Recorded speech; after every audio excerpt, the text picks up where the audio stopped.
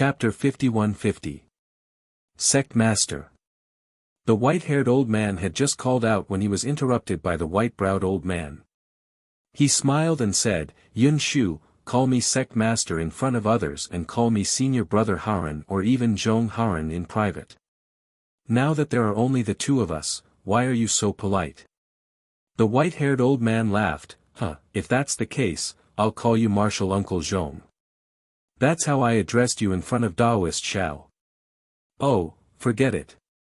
Zhong Haran shrugged, as if he was disgusted, and said, "Just pretend I didn't say anything, do as you please." "Alright, Lord Sect Master, I admit that I was joking with you, please don't take it to heart." Fei Yunshu smiled faintly and said, "After all, we haven't seen each other for 15 years, right? If I remember correctly, it should be 16 years. Zhong Haran nodded. "That year, for the expansion of our Fortune Gate, you went deep into the Huan country and built our Fortune Gate's foundation in the land of sword cultivators. It's been 16 years since we last met." "Yes, 16 years. Fei Yunshu sighed as he looked at Zhong Haran's white brows. "When I left, your brows were still white, but now they are as white as snow. You're even more elegant. You're the same Zhong Haran sighed. "The Huan country's sword cultivators are harder to deal with than the Meng country's sword cultivators. You had a much harder time in the land of sword cultivators." "Same to you." Fei Yunshu laughed. "You built the Fortune Gate as a sword cultivator in the Meng country, and I built the Fortune Gate as a Dao cultivator in the Huan country. Both were not easy." Fei Yunshu's smile disappeared as he frowned. "Oh right, Sect Master, I don't understand, why did you suddenly issue the Sect Master's order, ordering all Fortune Gate's disciples to besiege the Sky Patrol City? What does Fairy Hongxia's engagement with the Yi family's young master have to do with our Fortune Gate?" Zhong Haran was shocked, and shouted, "The Sect Master's order was issued by me."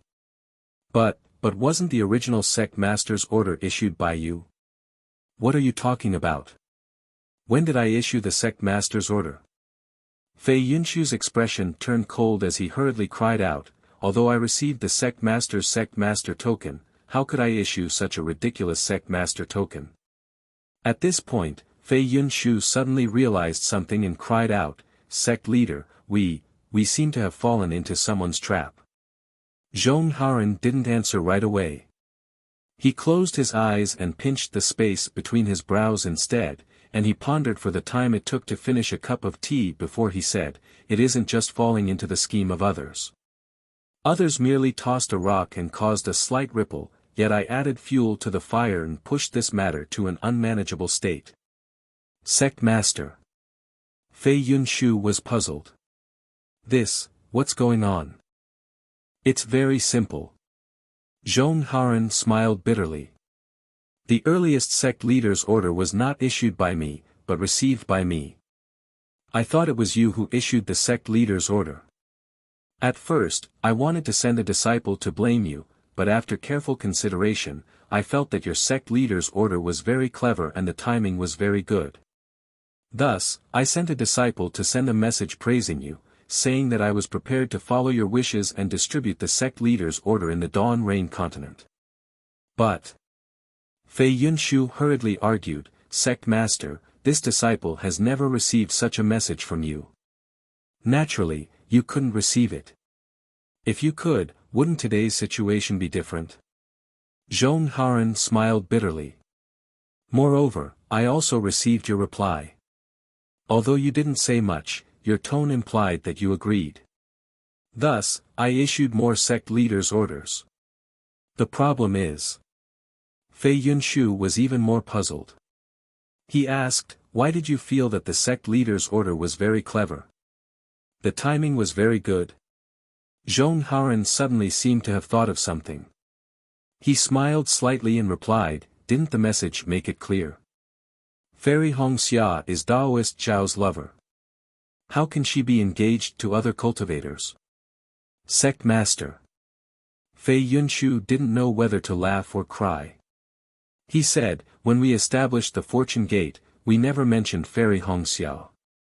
Now that she is engaged, we have no reason to disturb her, right? Moreover, Daoist Xiao has never mentioned anything about Fairy Hongxia and Daoist Xiao. How can we force a marriage between Daoist Xiao and Fairy Hongxia? Although we haven't seen the relationship between Fairy Hongxia and Daoist Xiao, I have heard some cultivators from the three countries talk about it. Zhong Haoren replied, in the past, the Tai Ching sect of Meng country held a feather immortal assembly. Both Daoist Xiao and Fairy Hongxia participated in it. During the feather immortal assembly, Fairy Hongxia had a falling out with the washing flower sect's disciples because of Daoist Xiao. It would be strange if they didn't have feelings for each other. Moreover, after the Dao sword battle, Daoist Xiao and Fairy Hongxia went out to train together. The two of them are a pair of lovers. Fei Yunshu still shook his head and said, even so, without Fairy Hongxia's acknowledgement, sect master's actions are too reckless. Daoist Xiao has been missing for almost 1,000 years. You have no reason to bring up the relationship between Fairy Hongxia and Daoist Xiao. Without waiting for Fei Yunshu to finish, Zhong Haoren waved his hand and said, whether Fairy Hongxia and Daoist Xiao's relationship is true or not, let's not talk about it for now. Let me ask you, how effective was the fortune gate you established among the sword cultivators of Huan country? Of course, it was excellent. Didn't this disciple say it clearly in the message I sent to sect master? Fei Yunshu didn't understand, but he still answered honestly, Daoist Xiao's benevolence has not only extended to our three countries, but also to the sword cultivators of Huan country. Without Daoist Xiao's good seed, more than half of Huan country's common people would have died long ago. Since the effect was good, what about the fortune gate now? Zhong Haoren wasn't surprised by Fei Yunshu's answer and asked again. The fortune gate's development is too fast. Fei Yunshu said excitedly, this disciple's strength is no longer enough to maintain a sect. In the east and north of Huan country, other small sword sects have started to appear, claiming to be the fortune gate's disciples. It seems like it won't be long before Huan country will be like the three countries, with a sword cultivator alliance. Do those small sword sect sword masters listen to your orders? Zhong Haoren asked indifferently. Fei Yunshu laughed and said, how is that possible? Some sword sect sword masters are grade 3 illusory sword masters. They think highly of themselves, so it's impossible for them to listen to a disciple's orders. Not to mention, when we established the fortune gate, we had already discussed it. None of us can be considered the fortune gate's master, only Daoist Xiao is the fortune gate's master. At this point, Fei Yunshu looked at the smile on the corner of Zhong Haoren's mouth and seemed to suddenly understand something. He stopped smiling and pondered for a moment before asking tentatively, Sect Master, do you mean to say that this is the place where the fake Sect Master's command token is extremely opportune? I'm sure you've already felt it. Although our fortune gate was established late and has a weak foundation, it is because of Daoist Xiao's benevolence that he saved the lives of tens of millions of common people. Among these common people, there are many children with excellent aptitudes who have set foot on the path of cultivation. These children are grateful to Daoist Xiao for saving their lives and are willing to become fortune gate's disciples. Although these disciples are scattered far and wide, a single spark can start a prairie fire. What Daoist Xiao did not dare to imagine in the past has now become a reality on Dawn Rain mainland. Zhong Haoren looked at the distant sun that was covered by dark clouds and explained, the current fortune gate has become another cultivation force that cannot be ignored after the heavenly demon sect. Moreover, according to this Zhong's knowledge, our fortune gate's potential is limitless. In 1,000 years, our fortune gate will definitely become the world's #1 sect.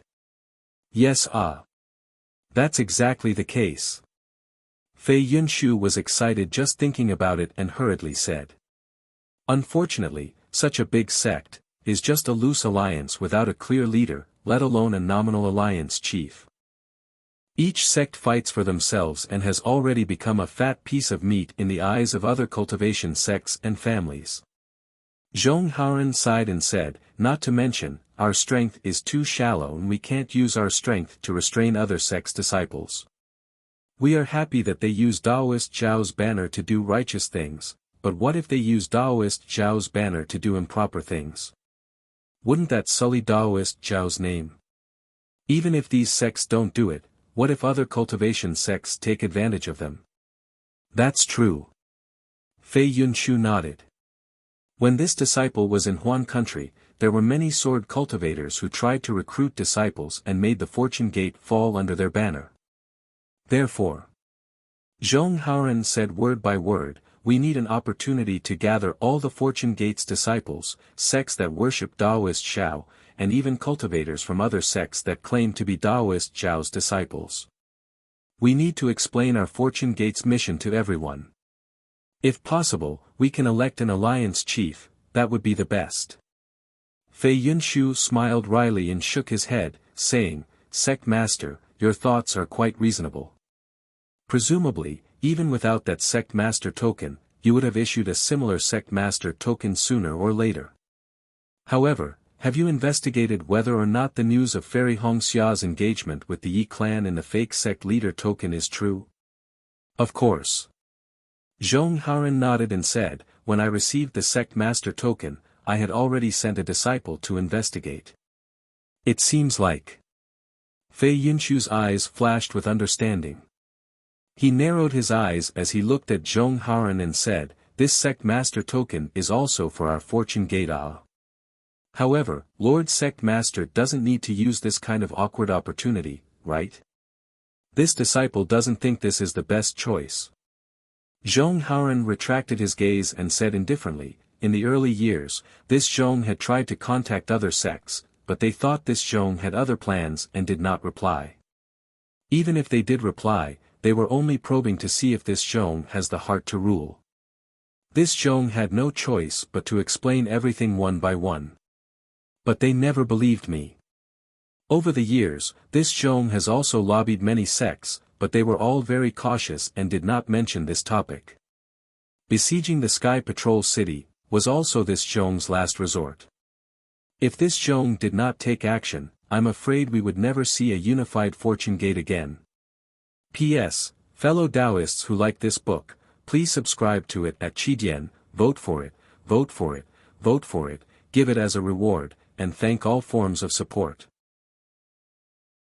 Chapter 51-51. That's true. Fei Yunshu nodded. We don't have much time left, and we won't be able to hold on for more than a few years under the changes in the world's spiritual energy. It's understandable for Sect Master to take such a risk. However, the Sky Patrol City is now under the control of sword cultivators. If we besiege the Sky Patrol City, I'm afraid that the sword cultivators will resent us. If we're not careful, we might even be exterminated. That being said, this is a great opportunity. This is all I can think of. The consequences may be dangerous, but I can't care about it anymore. Zhong Haoren said, remember when the Heavenly Demon sect was first established, didn't they besiege the Black Heaven sect? Sect Master, times have changed.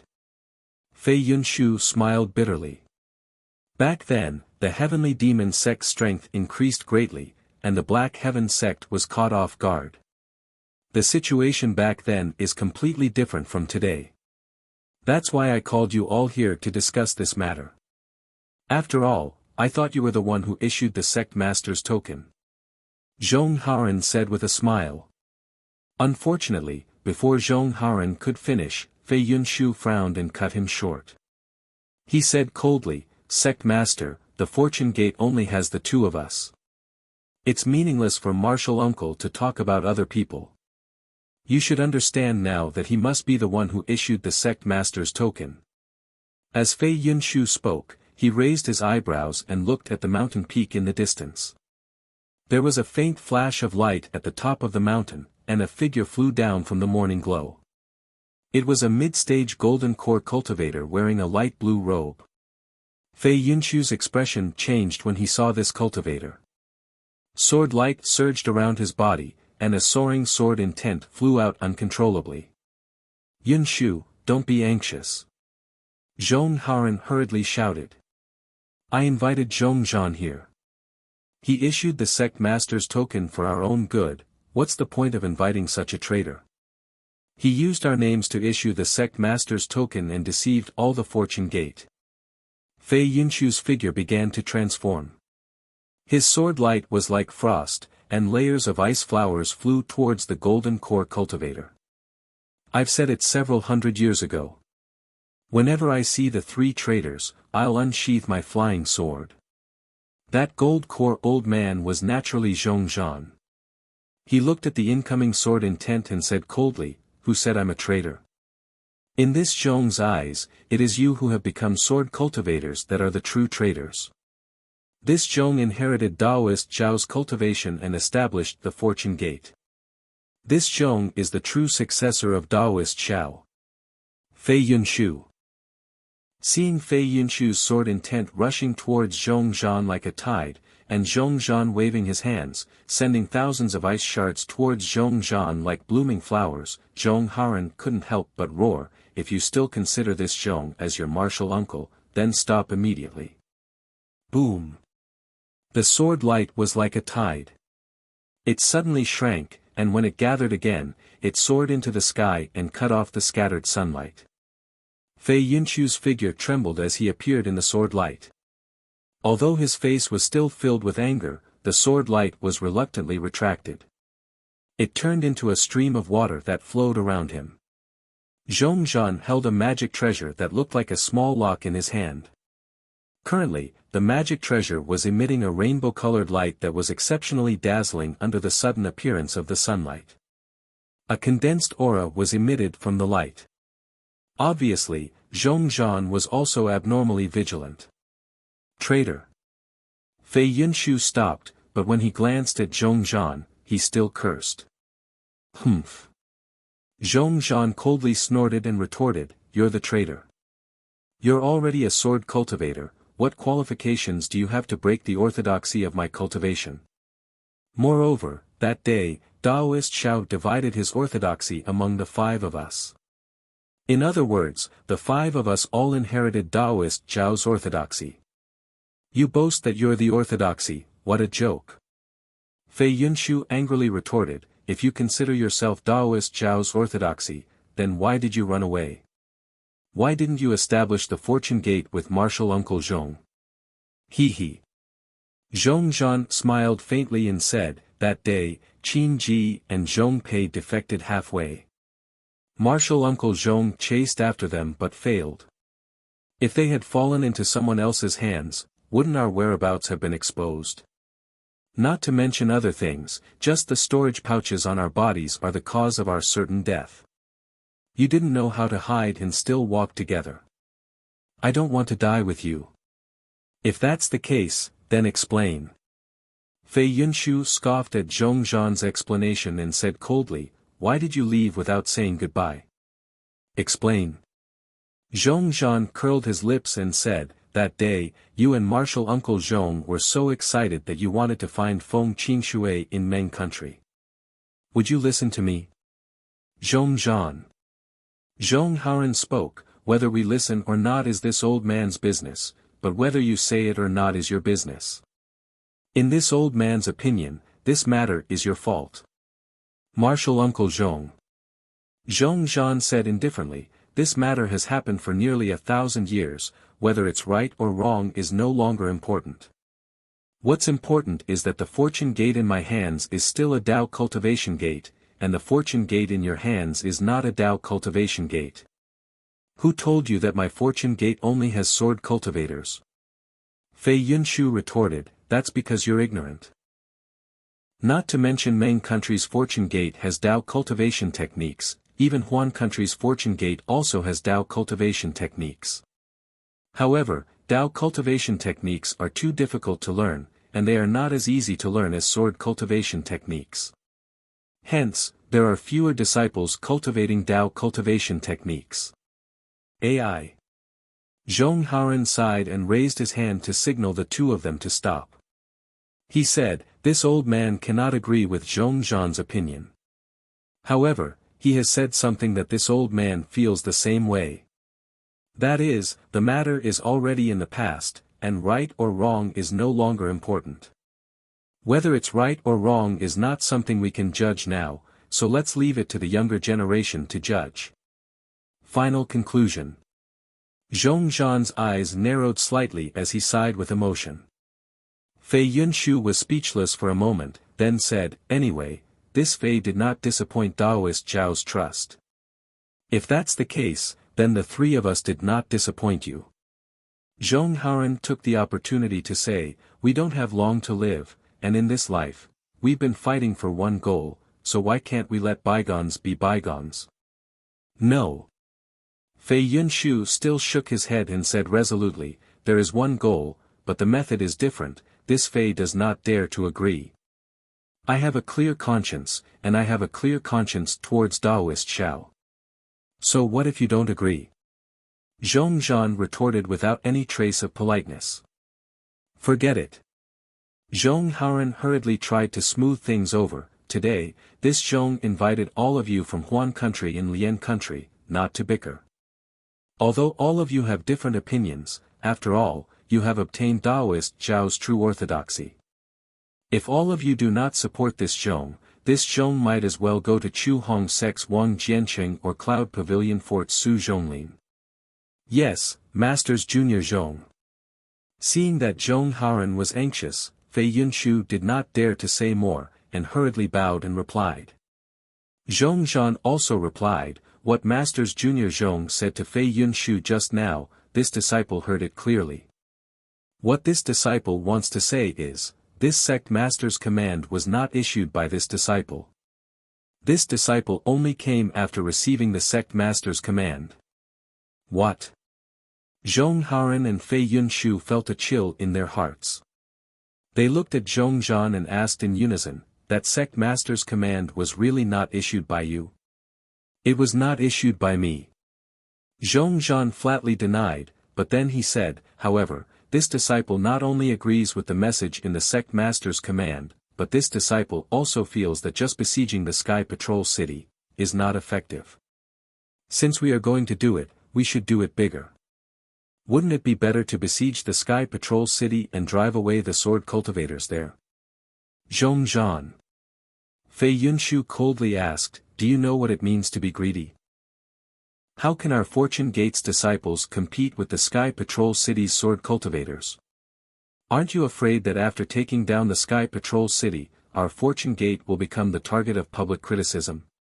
Dare I ask Sect Master Fei?" Zhong Zhan glared at Fei Yunshu and asked, "You have been in Huan country all this time, do you know the sword cultivators' attitude towards the Sky Patrol City? Do you know which sword faction is in charge of the Sky Patrol City? How many sword cultivators are stationed in the Sky Patrol City?" Fei Yunshu was stunned, but after thinking for a while, he lowered his head like a defeated rooster and shook his head, "I really don't know." "Then do you know how many Fortune Gate's disciples there are in the three countries?"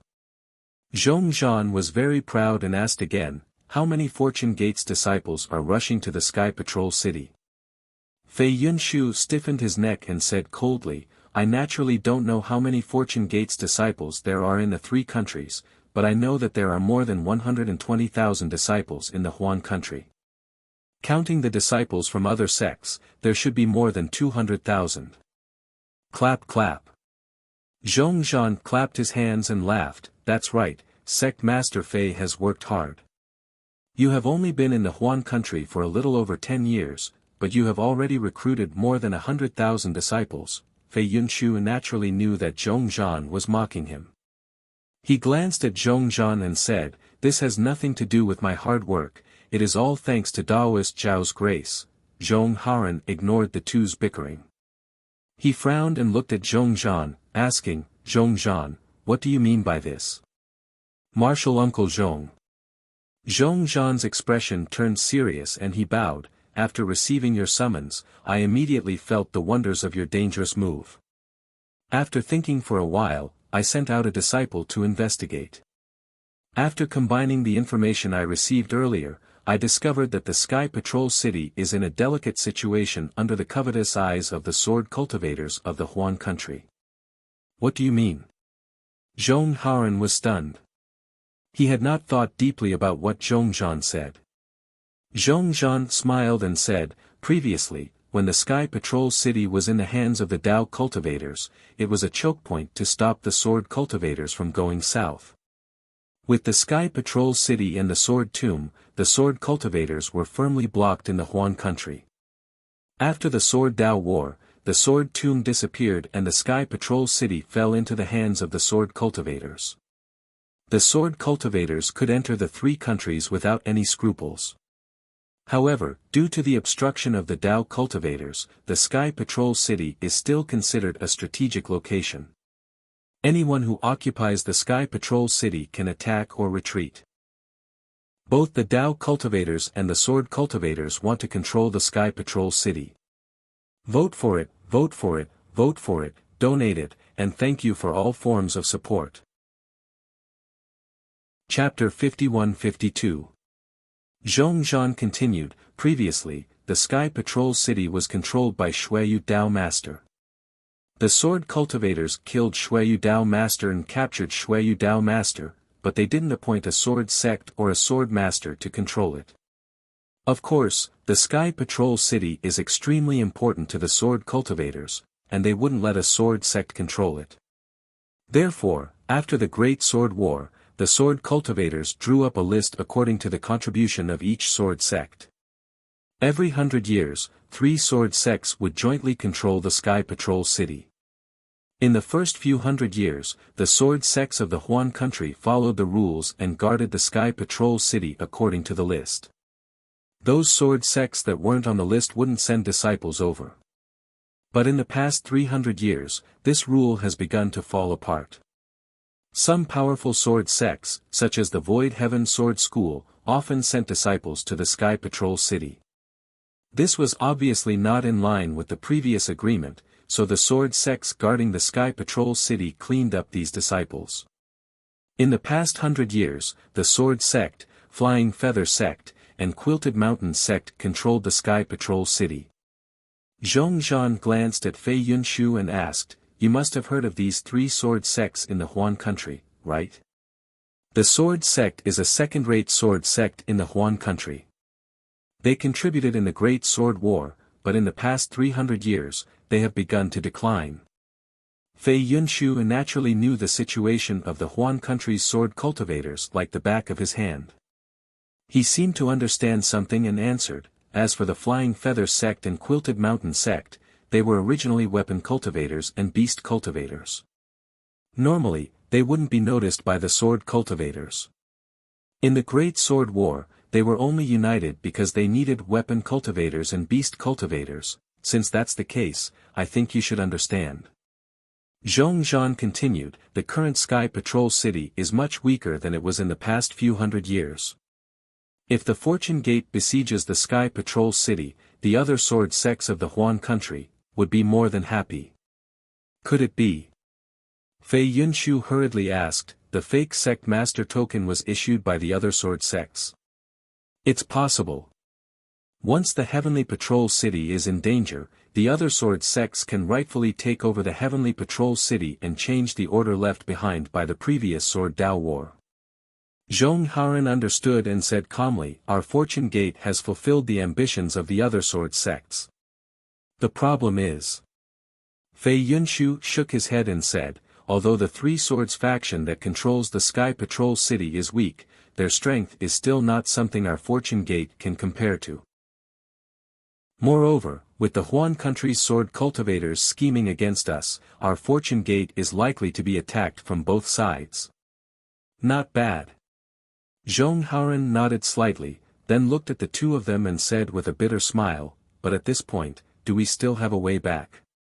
"There's still time." Fei Yunshu said hurriedly. "I'll pass down the order now and say that the sect leader's order is fake. Everything has been explained. You're still too inexperienced." Zhongzhan coldly said, "First of all, let's not talk about whether the other Fortune Gate's gate chiefs will believe us or not. If you throw all the dirty water on the Huan country's sword cultivators, how could the Huan country's sword cultivators leave the matter at that? Secondly, other than the first sect leader's order, all the other sect leaders are real. Since the other sect leaders responded to the summons and did not question us, it means that they have the same idea as us. It's too difficult for us to overturn what has already been done. Then are we going to fall into other people's trap? Fei Yunshu asked anxiously. Small fish naturally have to be caught by the fishing net. A trace of ruthlessness flickered in Zhong Zhan's eyes as he said, but the fishing net can't catch the big fish. What do you mean? Fei Yunshu looked at Zhong Haoran who was deep in thought and asked Zhong Zhan. Ha, then let me tell you. Zhong Zhan laughed and asked Fei Yunshu, your Huan country's fortune gates 120,000 disciples, how many did you bring back? This disciple dared not neglect Martial Uncle Zhong's order. When this disciple returned to the Sky Patrol City, this disciple dispatched 80,000 disciples from the Sword Tomb to quietly surround the Sky Patrol City. Fei Yunshu answered without hesitation. The Huan country's other Fortune Gates disciples should be around 40,000, right? At least 40,000. If I'm not wrong, there should be more than 60,000. Fei Yunshu nodded. This disciple secretly informed the other Swords Gates disciples that they will send out all their forces. The Huan country's sword cultivators sent at least 120,000 disciples, then Martial Uncle Zhong, how many disciples did you bring? Zhong Zhan asked Zhong Haoran. Zhong Haoran nodded thoughtfully and answered, the Fortune Gate I control has 250,000 disciples, this time I brought 200,000 disciples to the Sky Patrol City. This disciple's Fortune Gate has 220,000 disciples, this disciple brought 190,000 disciples. Zhong Zhan added, this disciple only left 30,000 disciples to guard my home.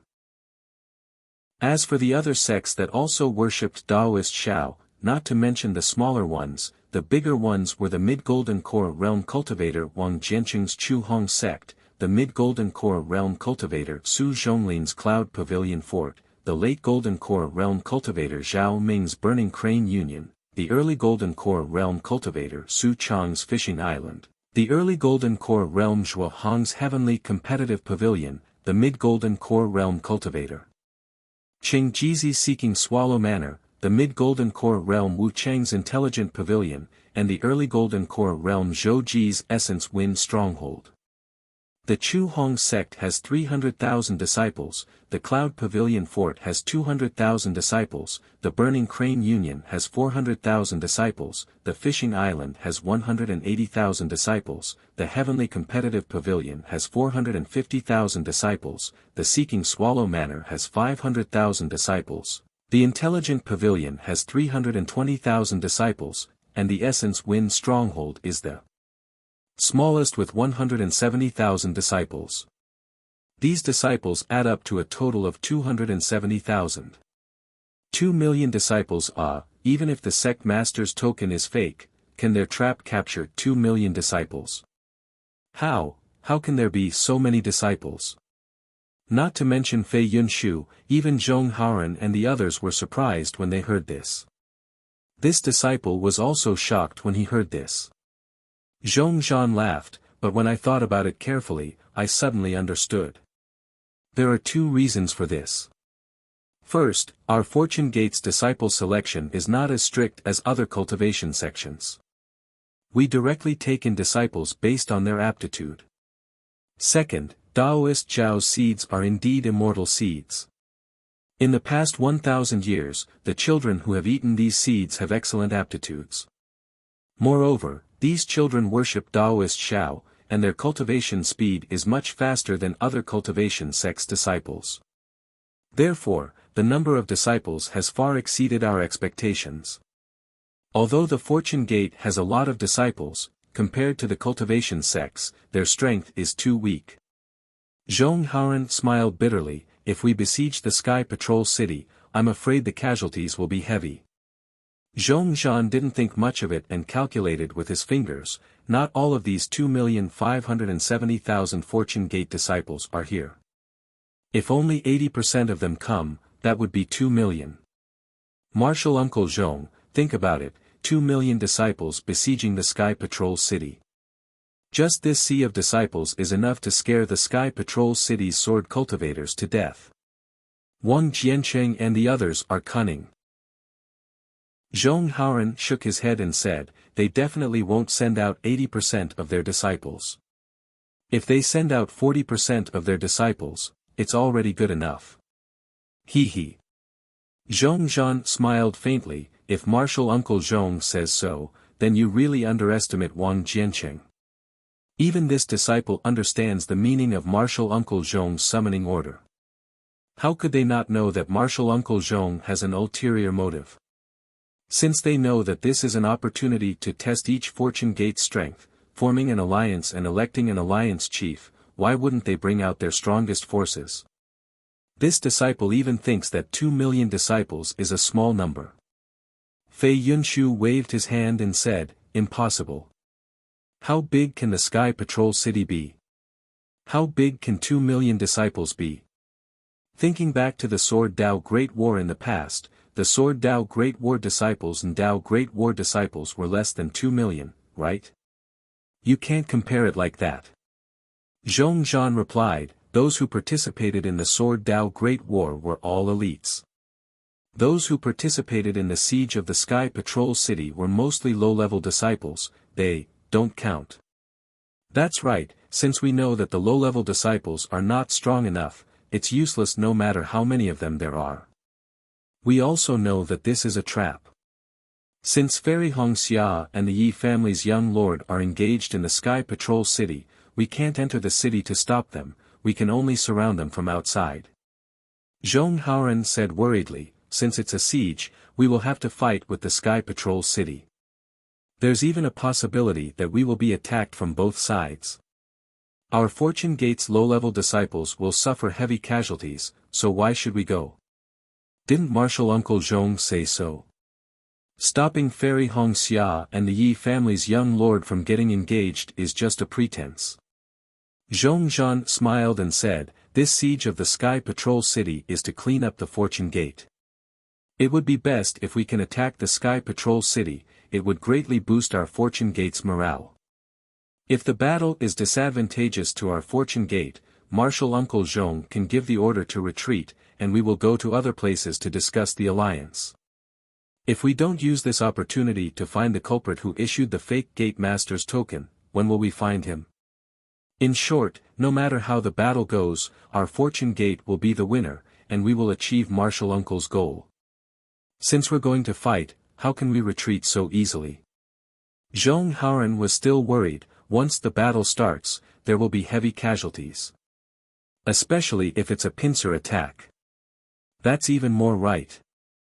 Zhong Zhan said coldly, since they are our Fortune Gate's disciples, they should belong to the three of us. They established another sect to compete with us, it's obvious that they are looking down on our orthodoxy. Looking down on us is the same as looking down on Daoist Zhao's orthodoxy.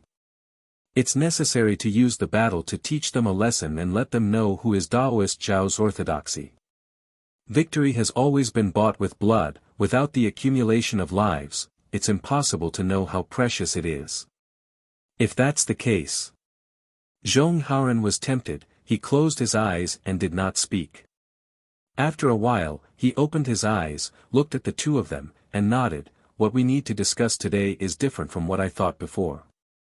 We need to advance and retreat together, and lead the other Fortune Gate's disciples to besiege the Sky Patrol City. We also need to guard against the Oriole behind us. This is very troublesome, we need to discuss seriously, and if necessary, we need to inform the other sects. P.S. Fellow Taoists who like this book, please subscribe to it at Qidian, vote for it, vote for it, vote for it, give it a tip, and... Chapter 51-53. Not to mention Zhong Haoran, Fei Yunshu, and Zhong Zhan discussing how to besiege the Sky Patrol City, or Fairy Xian Hua and the other Fortune Gate disciples coordinating with the Fortune Gate disciples to clean up the mess outside, Xiao Hua was leading several 100,000 Lightning Valley disciples back to the Myriad Lightning Valley. Although Xiaohua had no sense of direction and could get lost even in the Imperial Lightning sect, at this time, he didn't need to distinguish between directions, nor did he need to release his divine sense. In the blink of an eye, the myriad Lightning Valley was right in front of them. Everyone already knew that Xiaohua's magic power was boundless, so they weren't particularly surprised. However, no one made a sound as they quietly looked at the mountain-like figure in front of them, feeling a deep sense of attachment. It was as if the withered autumn aura on the mountain had dyed the mountain stream and spread in all directions. Xiaohua's eyes were filled with a deep attachment. He looked at the myriad Thunder Valley that seemed familiar, but was in fact unfamiliar. Memories mixed with helplessness inevitably rushed into his mind. Rather than saying that the myriad Lightning Valley was a place that haunted Xiaohua's dreams, it was more appropriate to say that it was a place where his thoughts were entangled. The happiness of growing up, the bitterness of maturity, the worry of worry, and the unforgettable guilt were the true meaning of the myriad Lightning Valley. It had been 1,000 years, and the myriad Thunder Valley was no longer the myriad Thunder Valley of the past. Not to mention the rumbling of thunder, not to mention the fact that the white ape that guarded the mountain had died long ago, not to mention the fact that the voice of exasperation for failing to meet expectations would never appear again. Due to the increase in disciples in the myriad Lightning Valley, there were a lot of cultivation caves within several hundred li, and spiritual plants were beginning to grow all over the mountains and plains. This was enough to make Xiaohua feel lost. The myriad Lightning Valley is no longer. As if the higher one's expectations were, the greater the disappointment.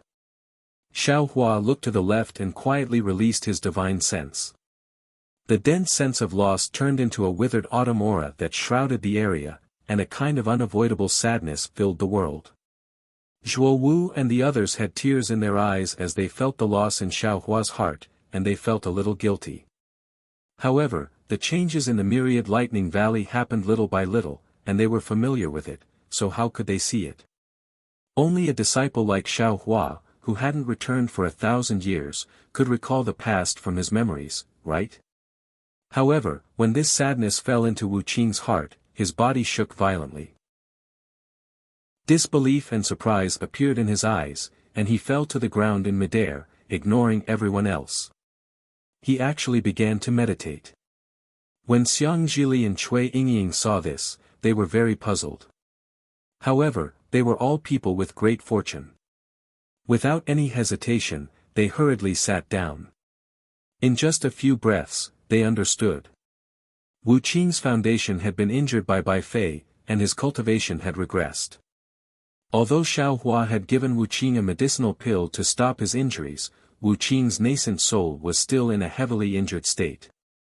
Wasn't Wu Qing's state of mind in sorrow? A state of near death? Lightning was the end of death and the beginning of life. If a cultivator couldn't comprehend life and death, then it would be impossible for them to reach grand completion. Although Wu Qing's situation here was not considered a life and death calamity, he might not be able to comprehend it so deeply. However, Xiaohua's change in the weather just happened to match Wu Qing's state of mind. It was a good opportunity for Wu Qing's cultivation to advance greatly. Wu Qing, Xiang Zhili, and Cui Yingying had always been cultivating together. Wu Qing was touched, and Xiang Zhili and Cui Yingying came to their senses. They also activated their cultivation techniques. Perhaps they did not obtain as much as Wu Qing, but this was a rare opportunity. Wu Qing and the other two sat down cross-legged to comprehend. The other people in the myriad Thunder Valley did not feel anything special. In fact, they did not even notice it because they had already seen the desolation of the myriad Thunder Valley in their eyes, just like the memories in their hearts. Oh! This is this Zhao's cave. Xiaohua's divine sense finally reached a familiar place. However, he saw that there were not many changes in the cave's surroundings. The inside of the cave was exactly the same as before. Presumably, Xiang Yang and the others had deliberately done this. At the same time, Xiang Zhili's slightly immature voice sounded in his ears. You can rest assured, foster father. The myriad Thunder Valley is your home, and this cave is even more so yours. Boy has already taken good care of this cave and is waiting for your return. Boom boom boom. Waves of thunder suddenly appeared in the sky above the myriad thunder valley. This thunder was 100 times more ferocious than the thunder that appeared before Xiaohua. An indescribable confinement of heaven and earth descended from the sky, instantly enveloping everyone. Ha! Xiaohua smiled faintly. The autumn and austere aura were swept away. He said, without the annihilation of the past, how can the present exist? Without the present, how can there be a germination of tomorrow? Everything will turn into memories, and everything will change. All living things will be replaced, and life will not be extinguished. Nothing more than this. Admittedly, the myriad thunder valley is no more, but the myriad thunder valley is still the myriad thunder valley. In this Xiao's heart, the myriad thunder valley. After he finished speaking, Xiaohua's figure slightly swayed. He seemed to be in front of everyone's eyes, but also seemed to be millions of miles away. Xiaohua raised his hand, and the signs of the thunder tribulation high above the sky disappeared once again. When Xiaohua's figure once again solidified, an indescribable emptiness was emitted from his body. Xiaohua clearly understood that his karma in the Dawn Rain continent had been resolved once again.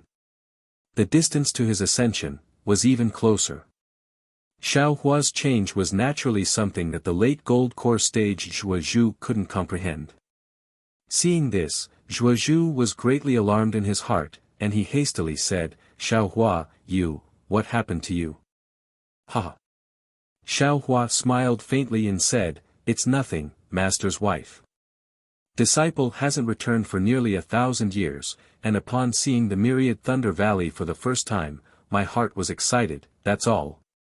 Cui Hongshan's mind was more agile than Xiang Yang's, and he immediately understood something.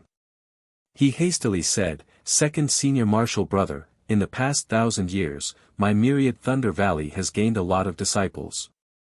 They also want to build their own immortals caves in the myriad thunder valley, so the myriad thunder valley has changed a lot.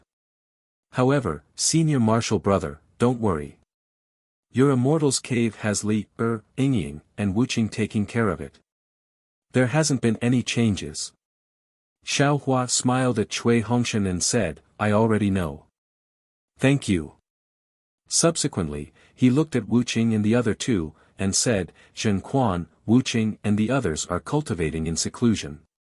You take a few disciples and guard here. Don't disturb them. Whether or not they can cultivate to unity stage will depend on today's comprehension. Unity. Unity stage. Everyone was greatly alarmed and hastily shut their mouths. Their figures simultaneously flew several meters away, for fear of disturbing the three people. Little junior martial brother, I'll stay here. Xiang Yang said worriedly. In fact, with Xiaohua here, how could there be anyone in this world who could affect the three people's cultivation? Xiaohua let Jinyu stay here to watch. He originally wanted everyone to feel at ease, but he still underestimated the affection in everyone's hearts. Thus, Xiaohua smiled bitterly and said, since that's the case, eldest senior martial brother will. At this point, Xiaohua's heart moved and he said with a smile, since that's the case, master's wife, eldest senior martial brother, senior martial sister, junior martial brother Cui, junior martial sister, you all follow me. While speaking, everyone felt the scenery in front of them change again. They actually landed near the thunder peak of Myriad Thunder Valley. Xiang Yang didn't know why Xiaohua did this. He hastily looked at Wuqing and the others, but he felt that Wuqing and the others were sitting cross-legged around Xiaohua. Without waiting for Xiang Yang to withdraw his gaze, Xiaohua's voice sounded, Disciple Xiaohua announces to the heavens that disciple was helpless in Myriad Thunder Valley. Eldest senior martial brother Xiang Yang imparted a cultivation method to me and received his kindness. Today, disciple will give a lecture in Myriad Thunder Valley to repay the friendship between master and disciple, the friendship between brothers, and the kindness of Imperial Thunder Sect. Xiaohua's voice didn't sound loud, but in an instant, it enveloped the entire Lama mountain range. Fairy Xianhua, who was ordering the disciples to clean up the mess and return to Lightning Radiance Peak to check the storage pouches and discuss how to distribute the cultivation methods and secret techniques, shuddered and hurriedly shouted, "Imperial Thunder Sect's disciples, listen to my sect master's order. Reverend Shao will give a lecture. Stop everything and listen immediately. Don't miss such a peerless immortal opportunity." Then, Fairy Xianhua looked around and teleported to the left side of the guest pavilion, where she sat cross-legged on a mountain rock with her palms facing the sky. Her face was filled with respect and piety. Reverend Lei Meng had already known that the storage pouch Xiaohua gave to Fairy Xianhua contained the great opportunity of Imperial Thunder Sect, so he had long thought about it. Now, seeing Fairy Xianhua so cautious and hearing Xiaohua's thunderous voice resounding in the Lama mountain range, how could they not know that Fairy Xianhua's words were true? They hurriedly found a place to sit cross-legged and calmly listened. In just half a cup of tea's time, all the Imperial Thunder Sect's disciples sat down and faced the sky to listen to Xiaohua's lecture. Xiaohua's voice was like a gurgling stream, like a sweet rain descending to the world. Every word fell into the ears of the Imperial Thunder Sect's disciples and seeped into their hearts. Fist-sized lightning flowers were born in the sky, splashed down from the lightning array, and gushed out from the ground. In less than an hour, they filled the heavens and the earth. Wisps of pious faith fell into the lightning flowers, through the void, and into Xiaohua's crystal-like godhead. 3 days and 3 nights. It was neither long nor short, but it was enough for a person to be reborn and also enough to affect the cultivation of thousands of cultivators. When Xiaohua finished his last word, the heavens and the earth fell silent. The lightning flowers in the morning sun were like morning dew, falling from the sky, into the ground, into the mountain rocks, and into the bodies of the Imperial Thunder Sect's disciples who were cultivating in seclusion. On the left side of the pavilion, the nascent soul cultivators who had been sitting quietly a moment ago were now surrounded by strange lights and thunderous colors. Layers upon layers of energy waves that covered different areas enveloped the area. The drifting thunderbolts fell into the energy waves and seeped into their bodies. When the lightning flowers entered their bodies, the eyes of these nascent soul cultivators were filled with shock and ecstasy, and they hurriedly opened their eyes. Unfortunately, an opportunity was an opportunity, and a missed opportunity was a missed opportunity. The lightning flowers that filled the heavens and the earth before had already disappeared into the vast earth and the undulating mountain range. Everyone flew out impatiently. Fairy Xianhua suppressed her joy and asked in a low voice, "Junior brother Lei Meng, how do you feel?" Lei Meng Daoist suppressed his wildly beating heart and replied in a low voice, "Eyes rock-solid bottleneck has finally loosened. If possible, I will be able to step into the late nascent soul stage before the end of my lifespan." P.S. Fellow Taoists who like this book, please subscribe to it at Qidian, vote for it, give it a recommendation vote, collect it, gift it, and... Chapter 51-54 Ying. Xiaohua hurriedly sent her a voice transmission, "Happiness is something you pursue yourself. Other people's obstacles and matchmaking can't compare to two people's sincere love. If you have heartlessness in your heart, you should seize any opportunity. If you miss a chance, you will regret it for the rest of your life." Cui Ying felt as if she was struck by lightning when she heard this. Her lifeless eyes turned slightly, and a trace of joy appeared in them.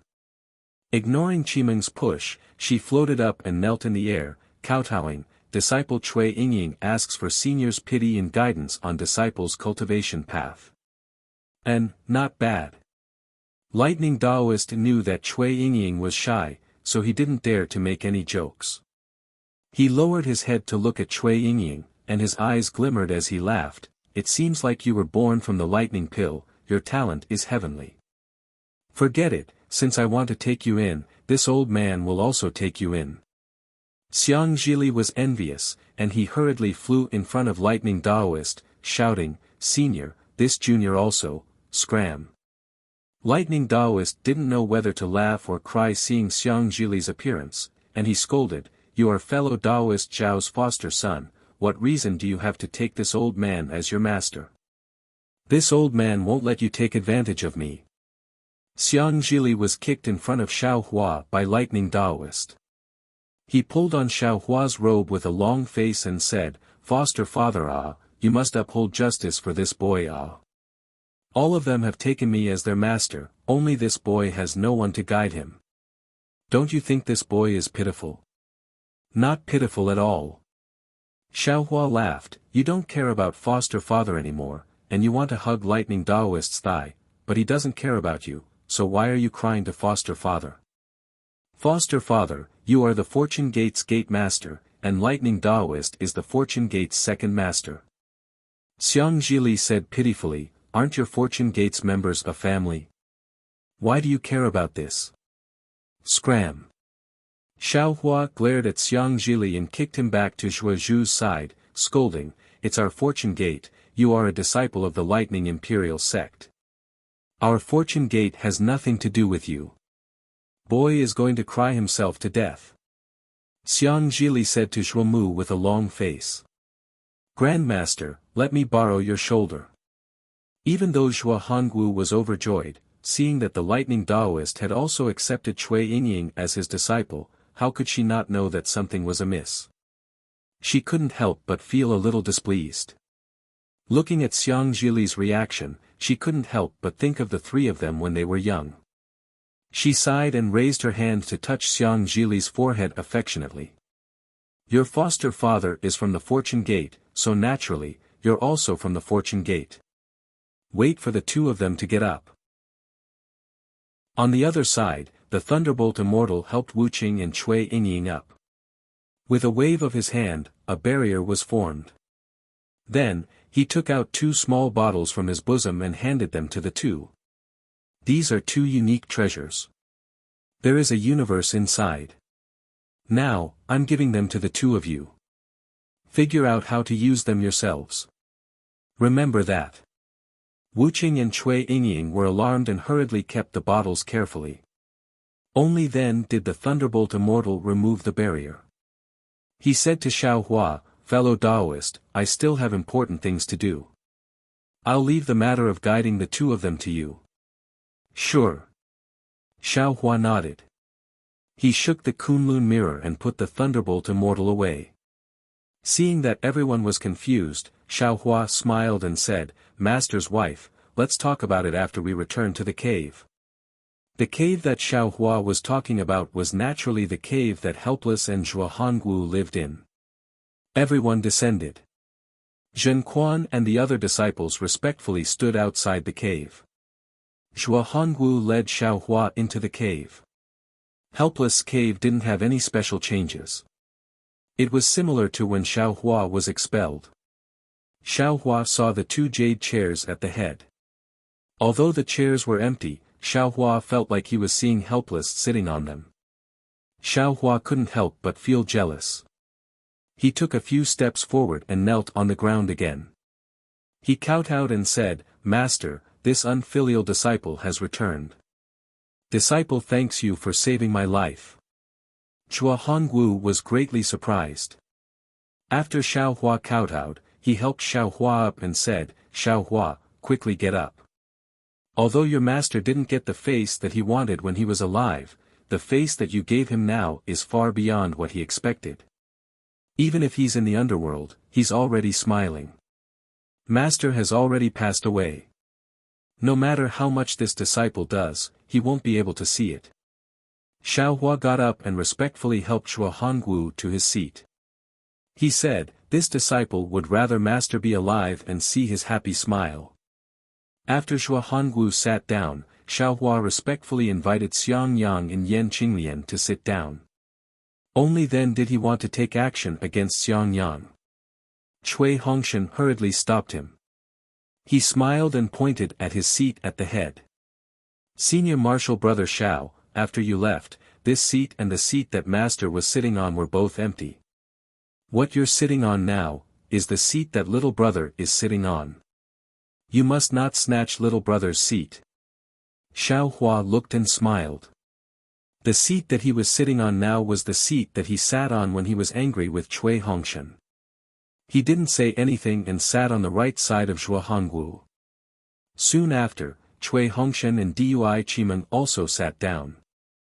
Wu Qing, Xiang Zhili, and Cui Yingying each stood beside their mothers. Alas! Zhuo Hongwu looked at the immortal's cave and looked at the chair beside her. She didn't know why, but not only was there no joy in her heart, an indescribable sadness welled up in her heart. She turned to look at Xiao Hua and said, "I'm afraid that today is the most complete day of my myriad Thunder Valley's disciples. From now on, it won't be so complete anymore. Master's wife is wrong." Xiao Hua said with a smile. "If you look forward, this is naturally the most complete day. But what if you look back? I'm afraid that today will be the day with the least disciples, right? Master's wife." Xiang Yang said, "Junior Marshal brother is right. Today is so lively, there's no harm in letting the disciples in." "Right, right." Zhuo Hongwu smiled and said, "Seeing you all sad, I forgot about Zhen Quan and the others. Now, they are the backbone of my Thunderclap Palace. Quickly let them in." Dui Qimeng hurriedly got up and said, "Master's wife, disciple is going back to the immortal's cave to get some spiritual wine and spiritual fruits." Yan Qinglian opened her mouth, wanting to say something, but she closed it awkwardly. Her body only yawned, but she didn't get up. Xiao Hua saw that the immortal's cave was shabby and looked similar to before. How could he not know about Myriad Thunder Valley's predicament? He smiled and said, "Junior Marshal sister, there's no need to be busy.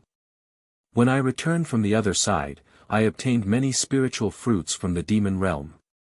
Today, I'll take them out for everyone to taste." Hee, alright, I'll go tidy up the jade table and other things. Dui Qimeng smiled and got up, bringing Cui Yingying out. Xiao Hua smiled and said, "Junior Marshal sister, leave Yingying behind. I have something to say to her." "Okay." Dui Qimeng was overjoyed. She nudged Cui Yingying, hinting her to be smart, and quickly left. Yan Qinglian gave Xiang Yang a look and also got up to leave. Taking advantage of the two people leaving, Xiao Hua took out 3 storage pouches from his space and handed them to Xiang Yang, Cui Hongshan, and Wu Qing. He said, "From now on, the Imperial Lightning Sect will not make things difficult for my Myriad Thunder Valley. Moreover, my Fortune Gate will protect the Myriad Thunder Valley, and the Myriad Thunder Valley's disciples' cultivation won't be a problem. However, it's more convenient to have some spirit stones and spirit pills. Although I've returned, I don't have much time to take care of everyone. You should accept these things." "Yes." Xiang Yang and Cui Hongshan had suffered a lot due to not having enough spirit stones. Seeing Xiao Hua hand over the storage pouches, they accepted them without hesitation. Wu Qing also didn't look at them and passed them to Zhuo Hongwu. Zhuo Hongwu's heart ached for Xiao Hua. She opened the storage pouches while saying, "Xiao Hua, you also, Why are there so many?" Hearing Zhuo Hongwu's exclamation, Xiang Yang and Cui Hongshan came to their senses and hurriedly took out their storage pouches. But before they could do so, Xiao Hua laughed and said, "Eldest senior brother, junior brother Cui, don't look at them. Those are just a little bit of this Zhao's appreciation. These things are really nothing compared to our brotherhood." Xiao Hua then stood up and respectfully said to Zhuo Hongwu, "Master's wife, Master's kindness to me is as heavy as a mountain. He even sacrificed himself to save this disciple. What do these spirit stones count for? Even 10 times or 100 times more wouldn't be enough to express this disciple's feelings. There is also a Fortune Gate token inside this storage pouch. Seeing this token is equivalent to seeing this disciple. You can refine it now. No matter what you want to do, as long as you show this token to the Fortune Gate's disciples, your wish will be fulfilled on the Dawn Rain mainland." Xiao Hua's words were not without exaggeration, but Zhuo Hongwu liked to hear it. She grinned from ear to ear as she replied, "What wish could this old woman have? Ah, I just want Wuching to cultivate well and have a bright future like you." Ha! Xiaohua laughed loudly, "Master's wife, you don't need to worry about this. There's no need to use this token. Your wish will definitely be fulfilled in the future. Mid-nascent soul cultivators with a lifespan of several hundred years can be counted on one hand in the entire Dawn Rain mainland. Ah. This old woman knows, this old woman knows." Speaking of her son, Zhuo Hongwu was completely overjoyed. She nodded repeatedly and said, "This is all thanks to you. Otherwise, how could there be Wuching in this world? This old woman will entrust his future to you. Master's wife, rest assured." Xiaohua nodded. "Wuching is this disciple's junior brother, how could this disciple not take care of him?" While speaking, Xiaohua took out 3 more storage pouches and handed them to Wuching, Xiang Zhili, and Cui Yingying respectively. He smiled and said, "Just now, when this old man was explaining, this old man had already checked your cultivation. It's really not bad.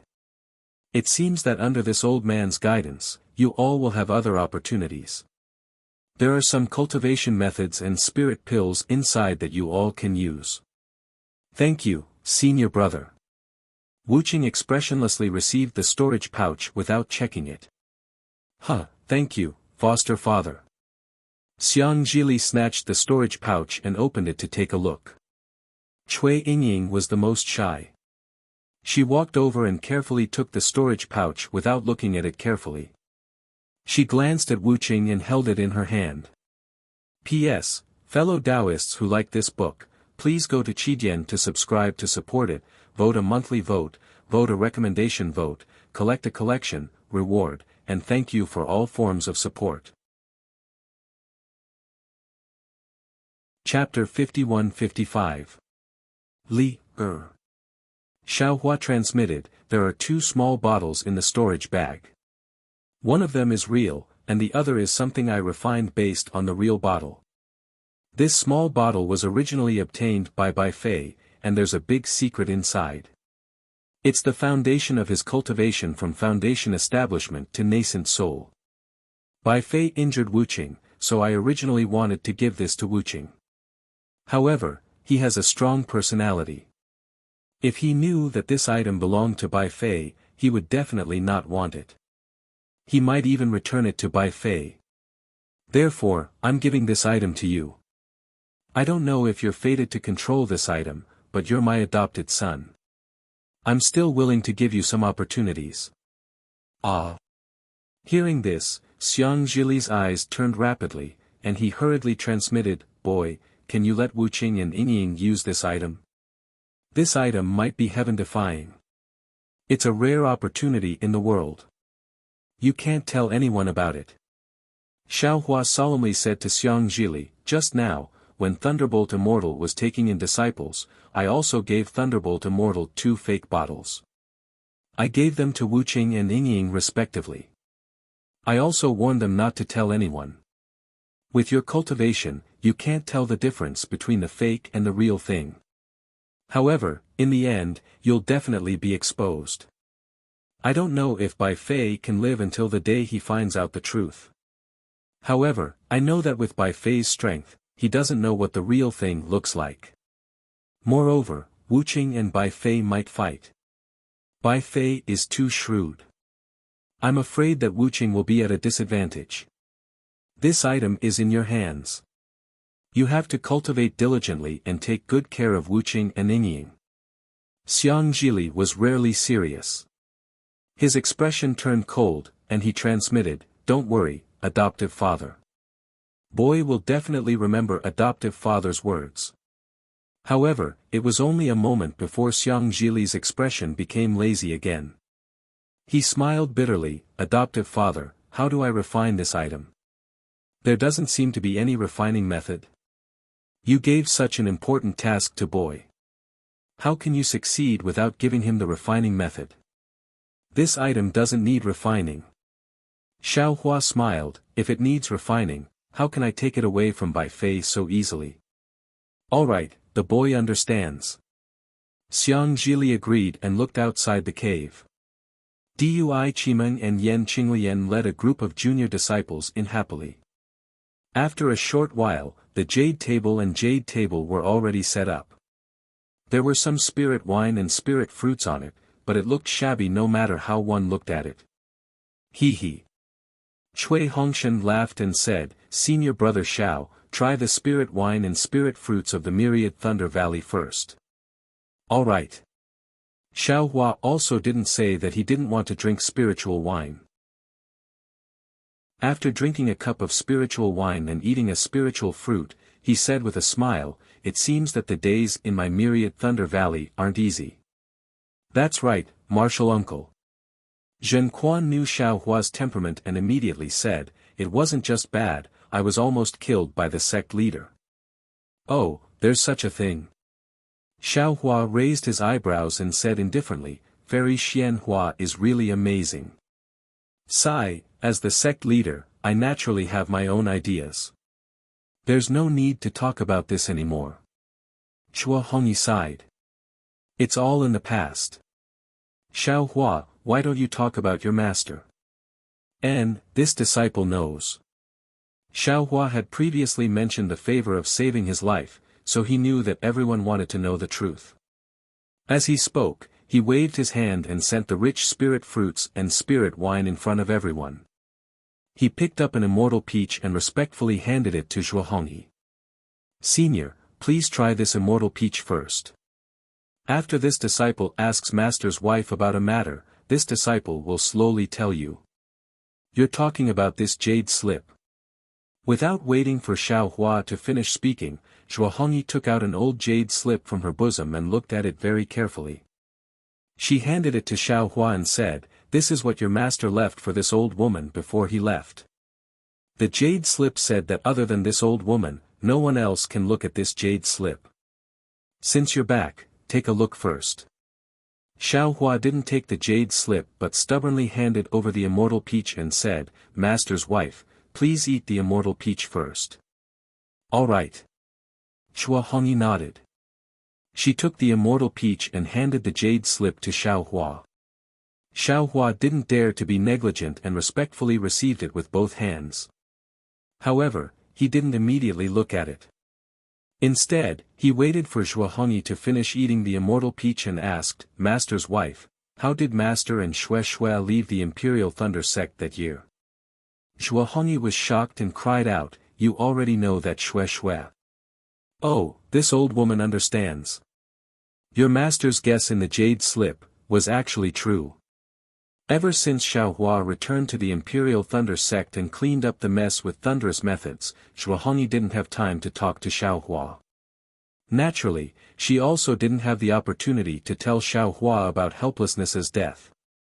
However, Xiao Hua also didn't ask much, as if he already knew about Helplessness's death. This made Zhuo Hongyi a bit bewildered. Of course, Zhuo Hongyi also thought that Xiao Hua would inquire about helplessness from others. Zhuo Hongyi didn't believe it. Helplessness was originally an unknown Jindan disciple of the Imperial Thunder sect. Now that nearly 1,000 years had passed, apart from the disciples of the Myriad Thunder Valley and the disciples of the Imperial Thunder sect who were relatively close to them, even in the Imperial Thunder sect, how many disciples knew the name Helplessness? However, just now, when Xiao Hua stepped into the Immortal's cave and immediately knelt down to thank Helplessness for saving his life, Zhuo Hongyi suddenly thought of Helplessness's jade slip. Therefore, even though Helplessness said that he absolutely couldn't let anyone else see the jade slip, Zhuo Hongyi still gave it to Xiao Hua. He believed that anyone Helplessness mentioned definitely didn't include Xiao Hua. It was also only now that Zhuo Hongyi completely understood that Helplessness's words in the jade slip were actually true. The mystery that had puzzled him for 1,000 years was finally about to be solved. Little junior brother. Xiang Yang was worried that Zhuo Hongyi would be heartbroken and hurriedly said, "Brother also knows about this now. Listen to brother's explanation." "All right." Xiao Hua deeply nodded. Xiang Yang then narrated everything that happened after Helplessness came out of seclusion. Finally, he said. After Master discussed with Xue Xue, he immediately took Xue Xue and left. He only left behind a jade slip and a single sentence. Master's wife kept the jade slip, but those words were engraved in the hearts of brother and the others. Your master told them that he had an urgent matter to attend to and had to leave for a few days. He entrusted the Myriad Thunder Valley to me first. When he returns, he must revitalize the Myriad Thunder Valley and make it the center of attention of all. Zhuo Hongyi continued, sighing with emotion. He left and never returned. But 1,000 years later, you returned. The Myriad Thunder Valley has already become the center of attention of all. His dream has been realized in your hands. Xiao Hua, you don't need to think too much. He is your master, so he should pay the price for you. The sentence, he is your master, so he should pay the price for you, made Xiao Hua's nose sour again. He sniffed and said, Master's wife, wait for me to look at the jade slip. I will tell you in detail, how Master saved me. Alas, I really don't dare to believe it. Zhuo Hongyi sighed again and said, he is only a gold core cultivator. Even Reverend Lei Meng couldn't find you. How did they save you? Xiao Hua probed the jade slip with his divine sense, but saw that the jade slip contained the last words left behind helplessly more than 600 years ago. Master's wife, just now Xue Xue came over and told me a very unimaginable matter. It was about Xiao Hua. Xue Xue's words were vague. I didn't dare to believe it. However, her expression didn't seem to be fake. Although I was doubtful, for Xiao Hua, I was willing to choose to believe her. I promised to leave the Imperial Thunder sect with her. However, when I asked where we were going, she resolutely refused to say.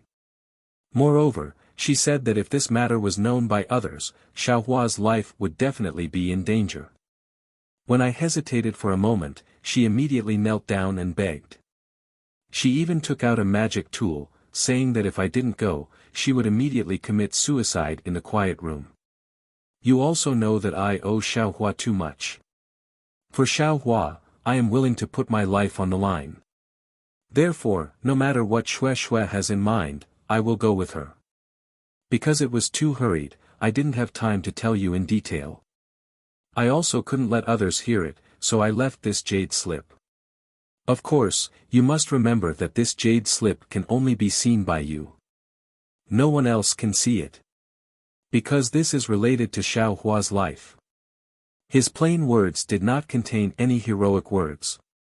His sincere feelings did not need to move the heavens and the earth. One was a pink jade slip, the other was a yellow jade slip. One was a direct confession to Xiao Hua, the other was a warning to Zhuo Hongyi. Two jade slips, two methods, both were Xue Xue's and helplessness's deep love for Xiao Hua. Xiao Hua's tears flowed down unwillingly. It was as if he had returned to the Dawn Rain continent. His heart became increasingly soft.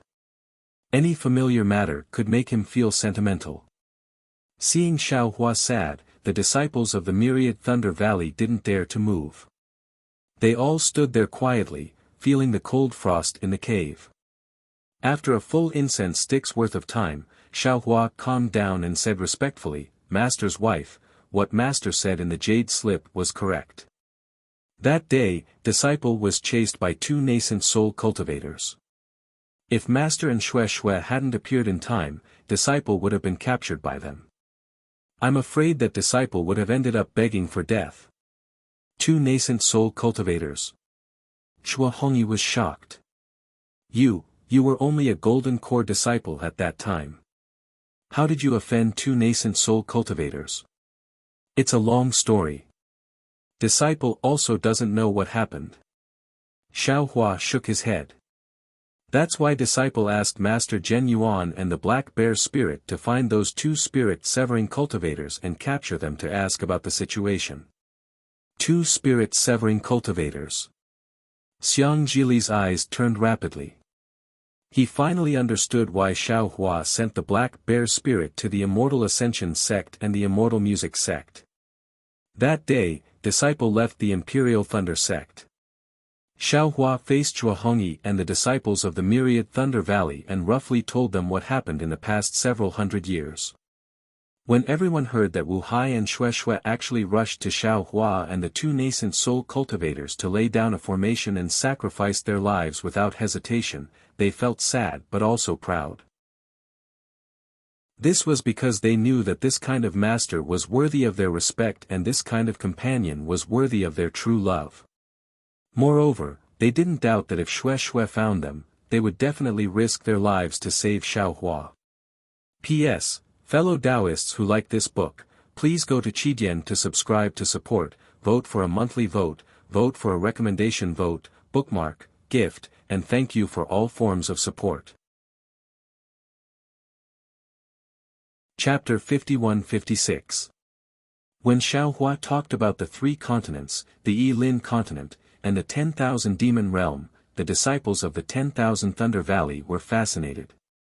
They really didn't expect that the Xiaoyu continent, which was like the whole world in their eyes, was just a corner of the Yilin continent, a lost place, and the whole Yilin continent was one of the 4 continents. And above the 4 continents, there was a 10,000 demon realm where the demon clan lived. Looking at Xiang Zhili again, his eyes were even brighter. He gave Wu Qing a look, meaning to discuss with Wu Qing about going to the 10,000 demon realm. Wu Qing rolled his eyes a few times and shook his head slightly. Seeing that Wu Qing ignored him, Xiang Zhili raised his nose, snorted silently, and pricked up his ears to listen.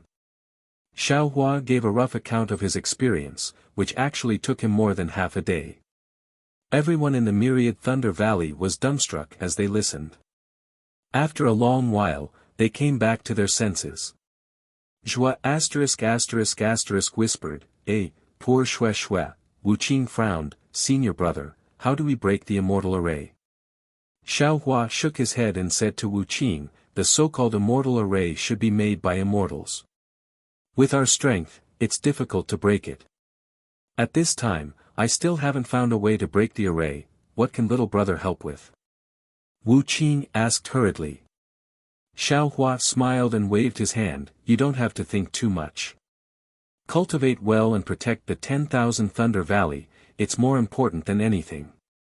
Oh, right, you just said that the 10,000 Thunder Valley was almost cleaned up, what's going on? AI. Xiang Yang sighed, isn't it the order of the sect master? Then Xiang Yang talked about the situation of the 10,000 Thunder Valley these years.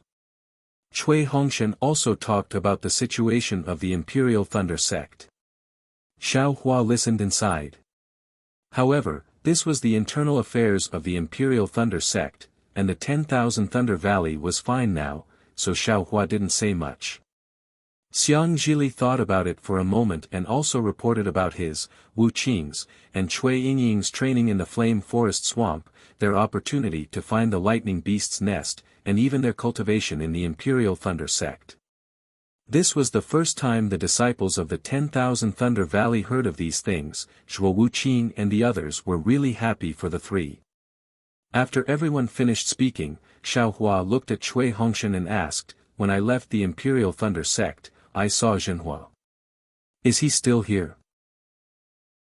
Cui Hongshan did not hesitate as he shook his head and said, of the first team that participated in the Great Sword Dao battle, other than Baisugu who had cultivated to the Oris core stage, the others such as Zhen Minghui, Su Qing, Zhenhua, and Qiu Su had all stagnated at the late stage of foundation establishment. They had not broken through until the end of their lives. As for Baisu Valley, they have only cultivated to the early stage of the Golden Core realm. They seem to have fallen 100 years ago. Alas, cultivation is too difficult. Dui Qimeng looked around and said, let's not talk about Dui Ling and Ming Mao from back then. Even the disciples of the Myriad Thunder Valley, Zhen Fengjie, Yun Qing, Zhen Yaoyong, Ting Tao, Zhen Tingmu, Zhen Xuanfeng, Jiang Yu, Zhen Xian, and Fan Yuming have all perished long ago. Hearing Dui Qimeng talk about her disciple, Yan Qinglian also felt sad. She nodded and said, junior sister is right. 1,000 years is enough to change a lot. We are lucky to have embarked on the path of cultivation, but it is also sad. That's right. Jua suddenly thought of something. Sun Shu from the Sun Lei Palace often comes here.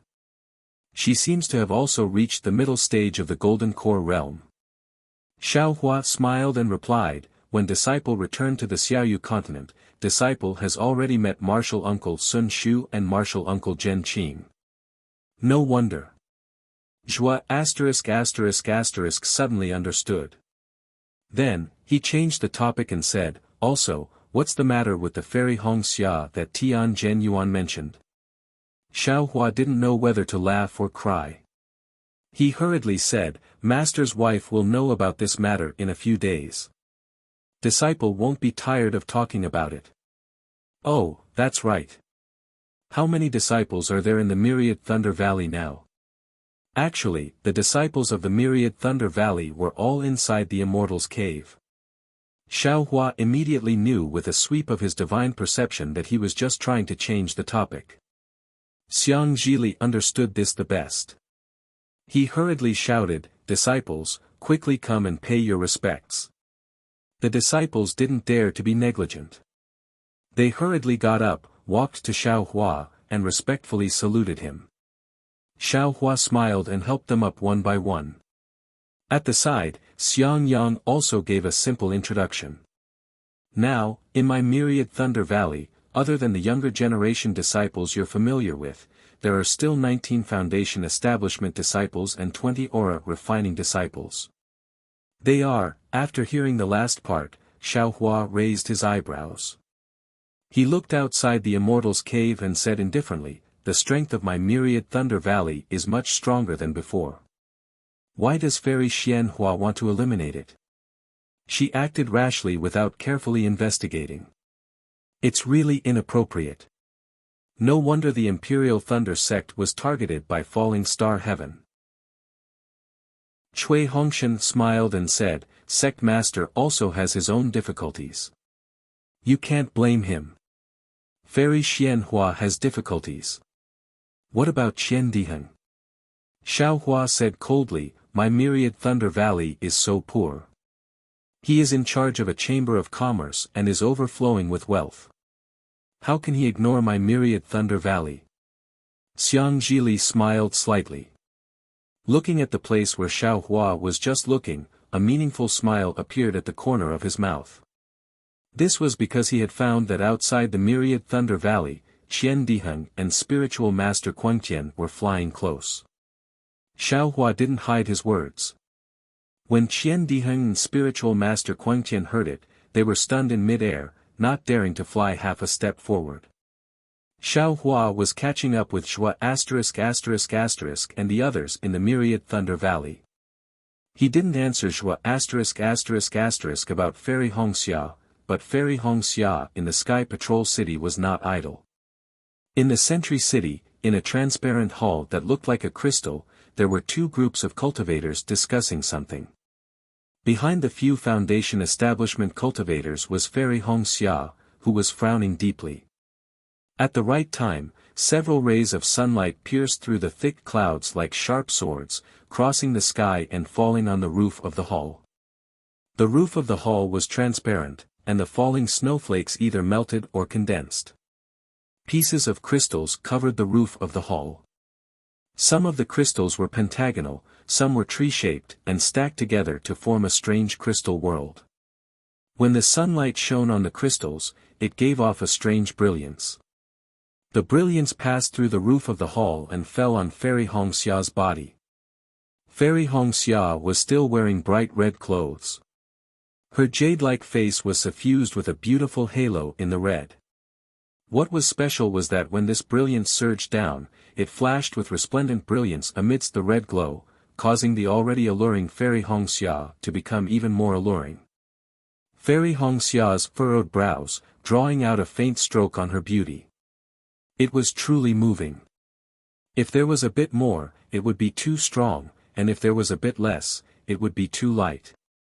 Fairy Hong Xia's gaze did not pay attention to the Kai family disciples in front of her.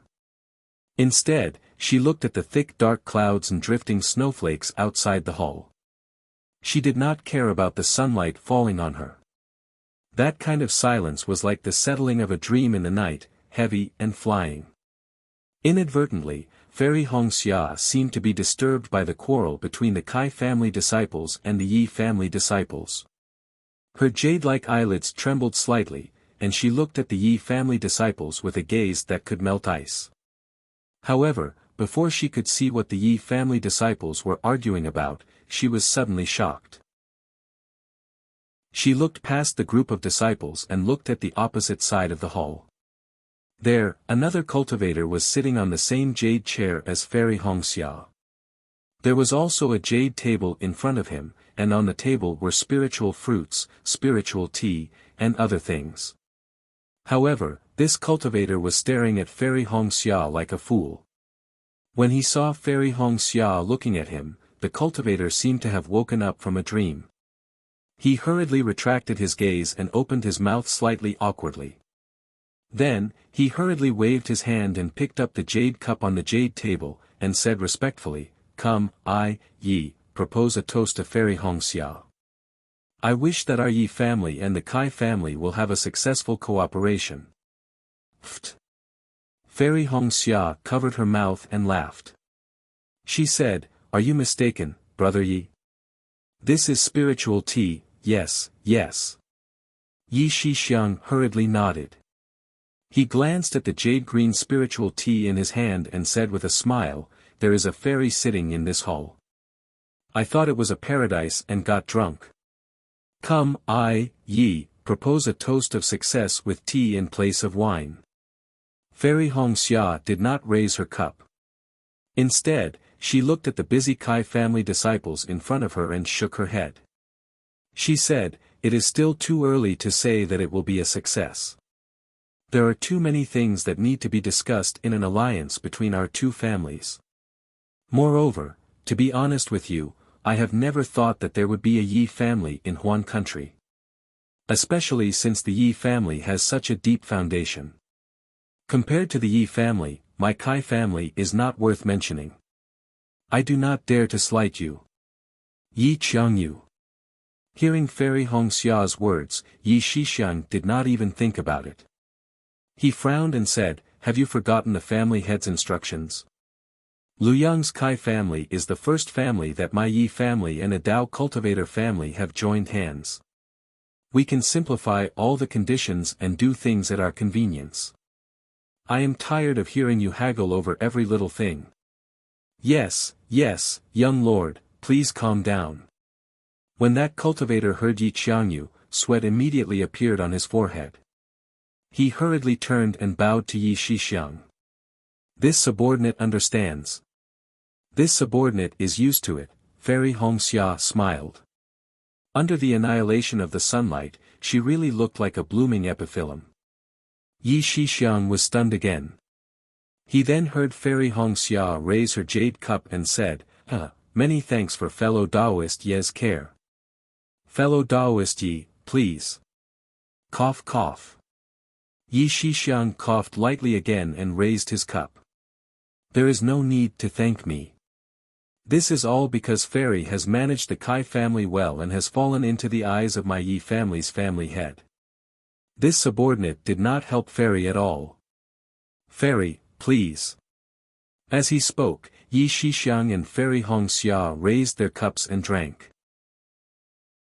While the sword boy was pouring tea, Yi Shixiang probed, "Fairy, there is something that this subordinate has some doubts about. I don't know if I should ask." Fairy Hongxia glanced at the Kai family's disciple who had a joyful expression and was discussing the details with the Yi family's disciple in a low voice. She smiled and said, "Our two families are about to form an alliance. What else is there to say? Fellow Taoist Yi, please speak.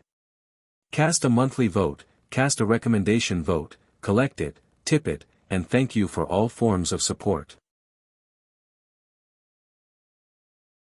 Chapter 51-57. Oh, it's like this. Yi Shixiang didn't dare to look at Fairy Hongxia. Instead, He lowered his head to look at the spirit tea in front of him and said, "Actually, when Xiao Mao mentioned the Kai family in front of me, my heart was moved. After all, Xiao Mao's vision is very high and I've never heard him speak well of anyone in front of me. After he recommended the Kai family, I didn't dare to believe him too much and immediately had the disciples investigate the Kai family's situation as well as Fairy's situation. From the information, I found out that the previous Kai family should have been led by Qin Yang's Kai family. The family head also came from Qin Yang. Lu Yang was considered a side branch and was basically better than nothing. After that, for some unknown reason, Lu Yang's Kai family's strength suddenly increased and faintly showed signs of surpassing Qin Yang's Kai family. After Qin Yang's Kai family found out, they seemed to want to suppress Lu Yang's Kai family. However, before they could do anything, Fairy stood out and dealt with Qin Yang's Kai family with thunderous methods and even the other branches of the Kai family. Fairy Hongxia smiled and said, "Fellow Taoist Yi is very meticulous. If I didn't deliberately investigate these matters, it really wouldn't be easy to find out. If I remember correctly, Fairy didn't take charge of the Kai family in the beginning. Instead, you chose an elder of Qin Yang's Kai family to do it for you." Yi Shixiang continued, "But later on, Fairy's strength increased by leaps and bounds. You actually stepped into nascent soul in a short few hundred years." After Fairy reached nascent soul, she immediately returned to Qin Yang from Huanhua sect and asked the family head at that time to pass the family head position to you. You were the family head and established Lu Yang's Kai family as the main branch. Yes. Fairy Hongxia still had a smile on her face and said, "That day when I became a nascent soul master, the sect rewarded me. When the sect head received I took advantage of the situation and raised this request. If it was before the spiritual energy of heaven and earth changed, the sect head would definitely not agree. However, at that time, the cultivation aristocratic families were on the rise. Many disciples of the cultivation sects also held positions in the family. Among them, there was no lack of family head positions. Therefore, after some hesitation, the sect head agreed to I's request." "No, no." Yi Shixiang shook his head slightly and said, "Fairy is wrong. This humble one isn't asking about this. What this humble one wants to ask is, when Fairy first took charge of the Kai family, were you beset with difficulties? Not only did she have to suppress the dissatisfaction of the disciples in the clan, but she also had to worry about the attention of the sect. I really don't know how the Fairy managed to survive. Even if you're pregnant, it's still difficult for you to run a family as a female cultivator." Sigh. Fairy Hongxia was deeply moved. She sighed and did not say anything more. Fairy Hongxia had always been proud and arrogant. How could she possibly let others know of her sorrow? Others might not know how much perseverance is required, how strong of a hand is required, and how brilliant of a person is required to size up the situation. Yi Shixiang continued, "But this one is very clear. It is precisely because of this that I am lazy to hide and not take on any responsibilities in the Yi clan. But after seeing Fairy's experience, I was deeply moved. If a weak woman can do it, why can't I do it? This one must follow Fairy's example and shoulder the Yi clan's present and future on my shoulders." Then congratulations fellow Taoist Yi, congratulations to the Yi clan." Fairy Hongxia squeezed out a smile amidst her bitterness and said, "Fellow Taoist Yi is working hard and will definitely do better than I, actually. Yi Shixiang's voice was much softer, like a mosquito. "I have ambitions in my heart, but the Yi clan is truly too big. I'm afraid my strength will not be enough. If there is someone to help, perhaps it will be better for the Yi clan, for the Kai family." Yi Shixiang's voice became softer and softer. At first, Fairy Hongxia was still somewhat puzzled. But when she heard the end, a trace of surprise flashed through her eyes.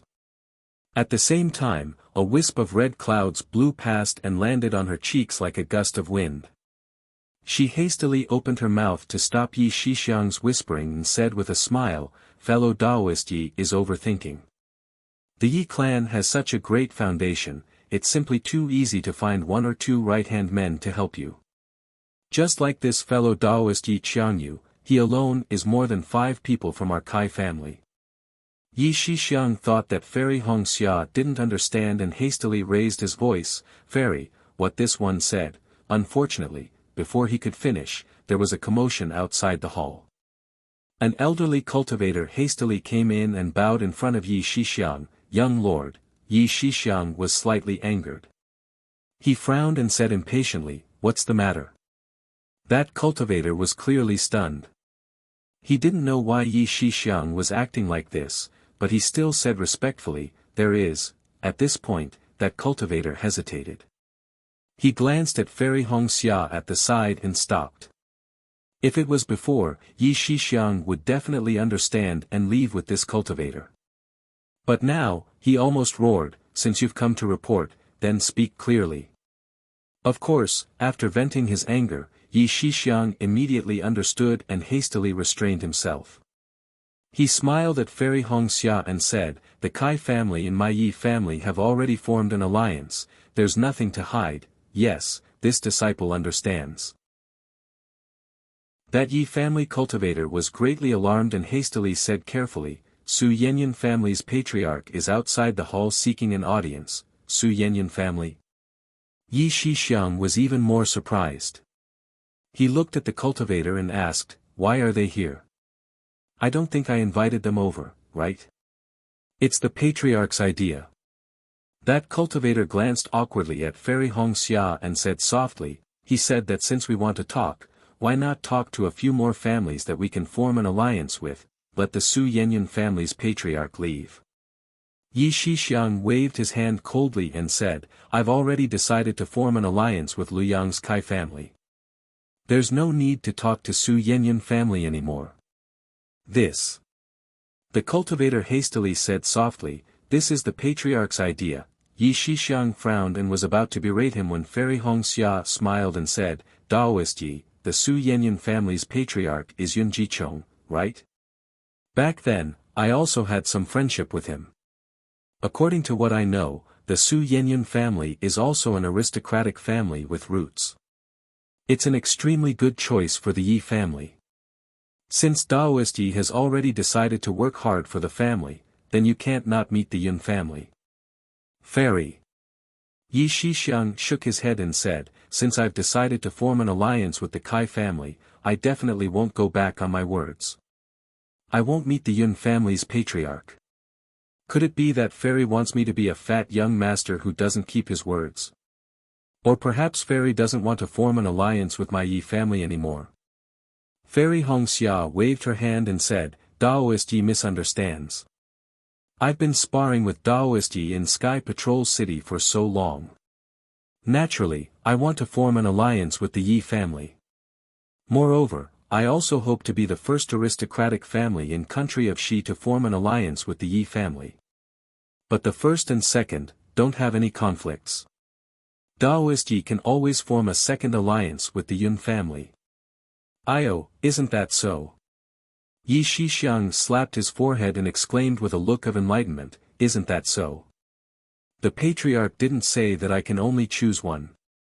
If I feel that the Yun family can, I can form an alliance with the Yun family.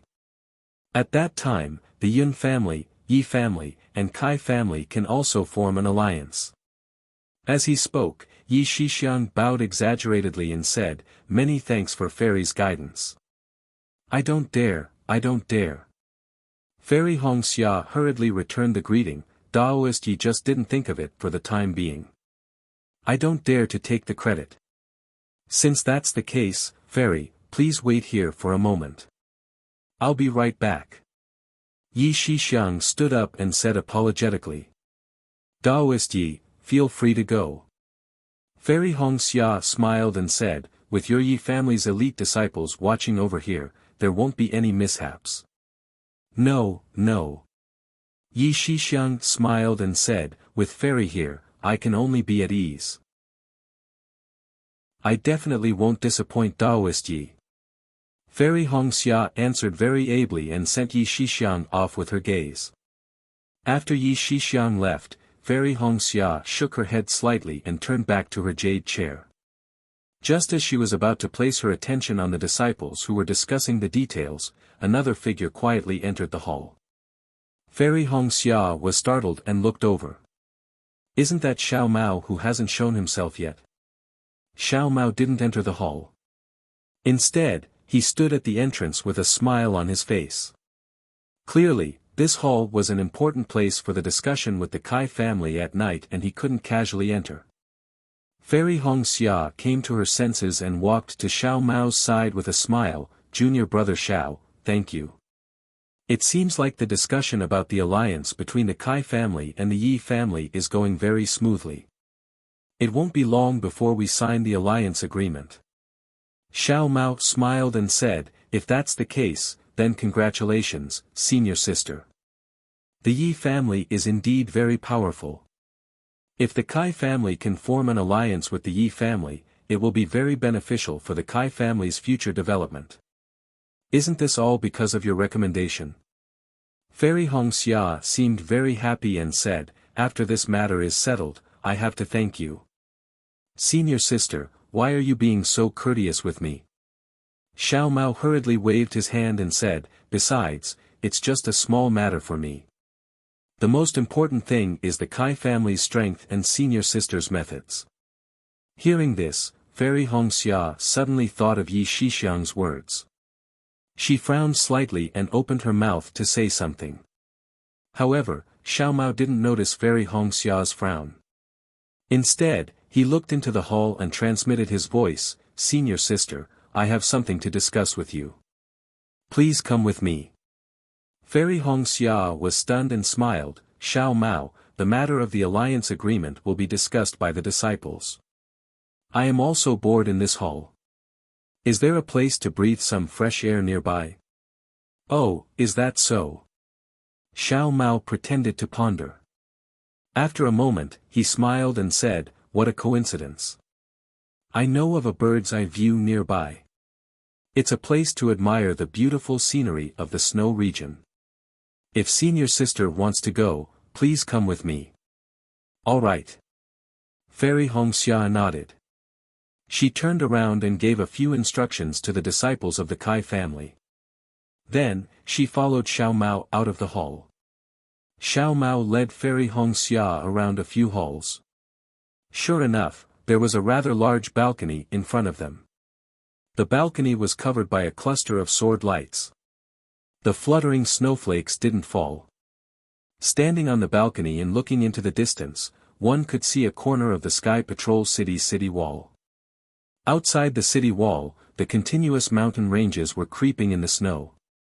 Several snow eagles flapped their wings and flew in and out of the clouds. Chapter 51-58. Although Fairy Hongxia had some doubts, she could not help but admire the beautiful scenery. Unfortunately, Xiao Mao was not in the mood to appreciate it. He looked to his left and hurriedly whispered, Senior sister, I saw Yungui Chong just now. I know. Fairy Hongxia calmed down and smiled. Just now, a disciple from the Yi clan said that the head of the Yun clan, Su Yanyan, had come. Yi Shixiang had already gone to receive him. I think it must be Yungui Chong. Oh. So senior sister already knows. Xiao Mao was surprised and asked, could it be that the disciple did not hide from you when he reported? That disciple did not want to say, but Yi Shixiang asked him to. Fairy Hongxia replied faintly, I'm afraid he wanted to express his sincerity. Xiao Mao looked at Fairy Hongxia and said meaningfully, this young master of the Yi clan, can't be underestimated. I feel that I have misjudged him previously. Not bad. Fairy Hongxia nodded, when I first saw him, I also thought that he was a playboy. But recently, I feel that, he is not as simple as you and I thought. Hearing Fairy Hongxia's words, Xiao Mao was greatly relieved. He then said, however, senior sister, you have to be careful. Yun Zhaocheng's arrival may ruin the alliance between the Yi clan and the Kai clan. Senior sister's trip to Sky Patrol City will be in vain, actually. Fairy Hongxia looked at Xiao Mao and smiled, whether the alliance is successful or not. I don't care. After all, most of the Yi clan's power is in Huan country. My Kai clan can't rely on the Yi clan for many things.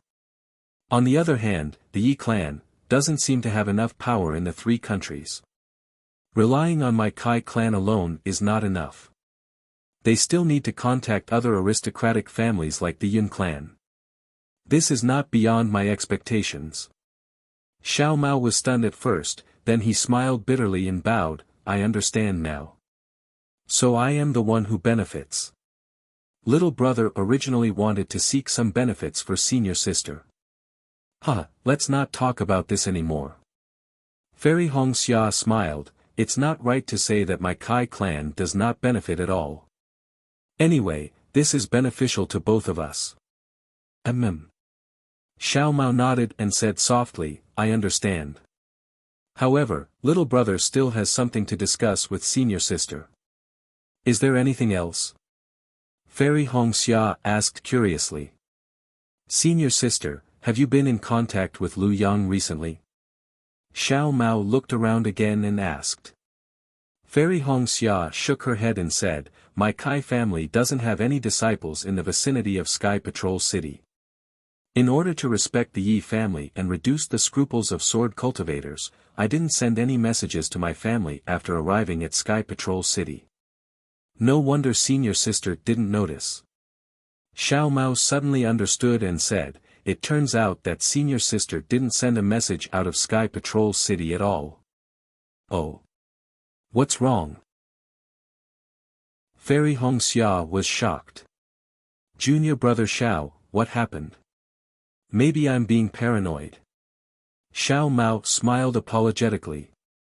I've gone to the outskirts of Sky Patrol City to send messages a few times, but I haven't received any reply. If it's not that the message hasn't been sent out, then it's that it hasn't been sent in. In any case, something must have gone wrong. It's fine if it happens once or twice, but if it happens every time, it means that the security of Sky Patrol City has been strengthened. Sky Patrol City has nothing to do with the Yi clan. Fairy Hongxia frowned. The Yi clan is just borrowing Sky Patrol City's territory. Could this matter be related to the Yi clan? Xiao Mao looked around and replied in an uncertain tone, I don't know if Sky Patrol City has anything to do with the Yi clan. But since the Yi clan can occupy these palaces in Sky Patrol City, in the eyes of Sky Patrol City, the Yi clan is no small matter. Fairy Hongxia smiled and said, maybe there are some changes in Sky Patrol City. However, I feel that whether it's I or the Kai family of Lu Yang, we're insignificant in the eyes of sword cultivators. These changes have nothing to do with us. I'll form an alliance with the Yi clan as soon as possible and rush back to Lu Yang as soon as possible. Xiao Mao thought about it and agreed. Fairy Hongxia was just a nascent soul female cultivator and the Kai family had just emerged. It was impossible for her to be noticed by Sky Patrol City. All these changes could not be related to Fairy Hongxia. That's fine too. Xiao Mao smiled. Senior sister, hurry up and urge Yi Shixiang to settle the matter between the two families and leave Sky Patrol City as soon as possible. Fairy Hongxia and Xiao Mao did not suspect anything. One returned to the main hall while the other left in a hurry. Back to the country of Shi's Imperial Thunder Sect, in the cave of the 10,000 Thunder Valley. Xiao Hua's voice fell and Xiang Yang hurriedly explained, Junior brother, you can only say this to us. You must not say it in front of Qian Diheng. Otherwise, you'll hurt junior brother Qian's heart. Oh. So, I've misunderstood him. Xiao Hua was stunned. He looked at the old jade table and jade chair and was somewhat puzzled. Master Zhua smiled. Of course you've misunderstood Qian Diheng. He and Sun Shu are your good friends. Ever since you went missing, he and Sun Shu often came to my 10,000 Thunder Valley. Of course, Sun Shu did not have any official business and came many times. He was often not in the Imperial Thunder sect, so he rarely came. But whenever he came back, he would definitely come. He never came empty-handed, more or less, he would bring spiritual stones and elixirs. That's what my 10,000 Thunder Valley deserves. Xiao Hua sneered. That year, I gave him a lot of spiritual stones, spiritual herbs, elixirs, and so on. The so-called Rejuvenation Chamber of Commerce was mainly provided by me. Cui Hongshan pondered a little and stood up. Senior brother Xiao, I also want to say a few words of justice for junior brother Qian. And, say it. Xiao Hua nodded. But under his transcendence energy, the words in the cave were not leaked, so Qian Diheng did not hear it. What senior brother Xiao said is true. Cui Hongshan smiled. After all, the Rejuvenation Chamber of Commerce must have some foundation to be successful. My Imperial Thunder sect never had this kind of plan, nor did we have this kind of ability. Qian Diheng suddenly established the Rejuvenation Chamber of Commerce. Without senior brother's support, this Rejuvenation Chamber of Commerce couldn't have been established.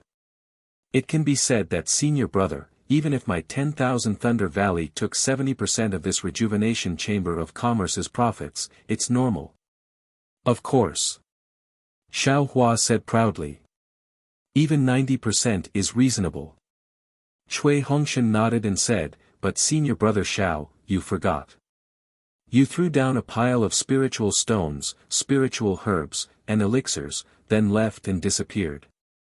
How do you expect us Foundation Establishment disciples to bear 90% of the Rejuvenation Chamber of Commerce's profits? 700 years. Do you still expect a person to remember your contributions, to recall them every day and night? To put it bluntly, these things that you left for my 10,000 Thunder Valley, if not for Qian Diheng deliberately diluting and concealing them, they might have been the main reason for my 10,000 Thunder Valley's extermination. Xiao Hua smiled faintly and did not say much, hinting Cui Hongshan to continue. Moreover, after the Rejuvenation Chamber of Commerce was noticed by the Great Thunder Hall, my Imperial Thunder sect increased its investment, and now it has become a famous Chamber of Commerce in the state of Xi. Cui Hongshan understood and continued, in this process, senior brother's contributions have already weakened.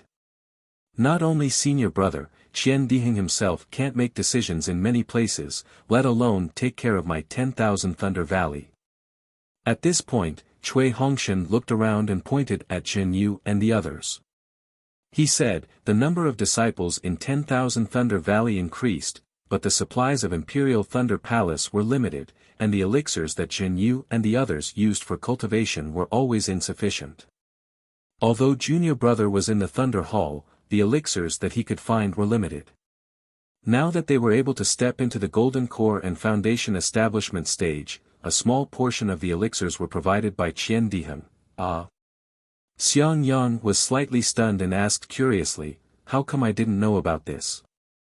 Junior brother Qian didn't. Cui Hongshan smiled and said, senior brother is right. Qian Diheng has a bad impression of junior brother and avoids meeting junior brother.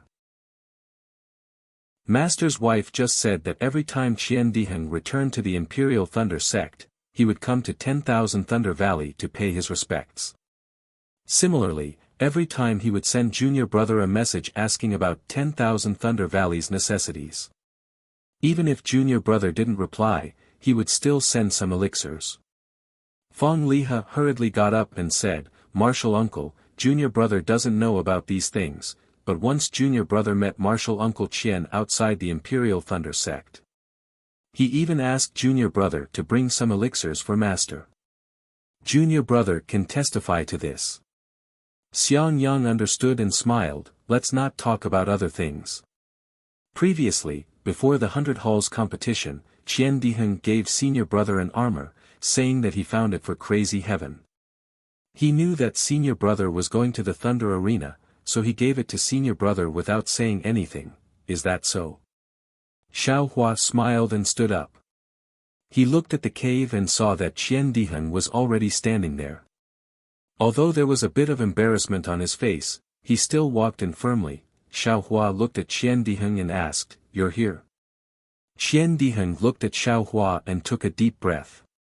He said word by word, "I have already heard what you said just now. Presumably, you wanted me to hear it." "I originally wanted to turn around and leave, but I felt that I should make things clear. I did what I should do. I have a clear conscience. If you think..." Without waiting for Qian Diheng to finish, Xiao Hua walked in front of Qian Diheng, opened his arms, and embraced Qian Diheng. He patted Qian Diheng's back and said with a smile, "Since we are brothers, there is no need to say anything more. Explaining one more word will make the brotherhood forged by time fade, Xiao. Senior brother Xiao." Qian Diheng's body stiffened, his eyes reddened. He patted Xiao Hua's back with his hand and said, "I, your father, have never been hugged by a man before. Quickly let go." "Ha!" Xiao Hua laughed and let go of his arms. He pointed to the jade chair next to him and said, "Sit down. I already saw you just now, but at that time, things were urgent and I didn't have time to talk to you. You don't have to take it to heart. Okay." Qian Diheng saw that Xiao Hua didn't have the kind of power he had just seen. Whether it was his bearing or speech, it was the same as it was 1,000 years ago. He nodded with a smile and sat on the jade chair without being too polite. "You're late." Xiao Hua smiled and raised his cup. "I have already finished talking about my experiences in these years. I don't want to say it a second time. If you want to know, you can ask senior brother and the others. Come, it's been hard for you to take care of my myriad Thunder Valley all these years."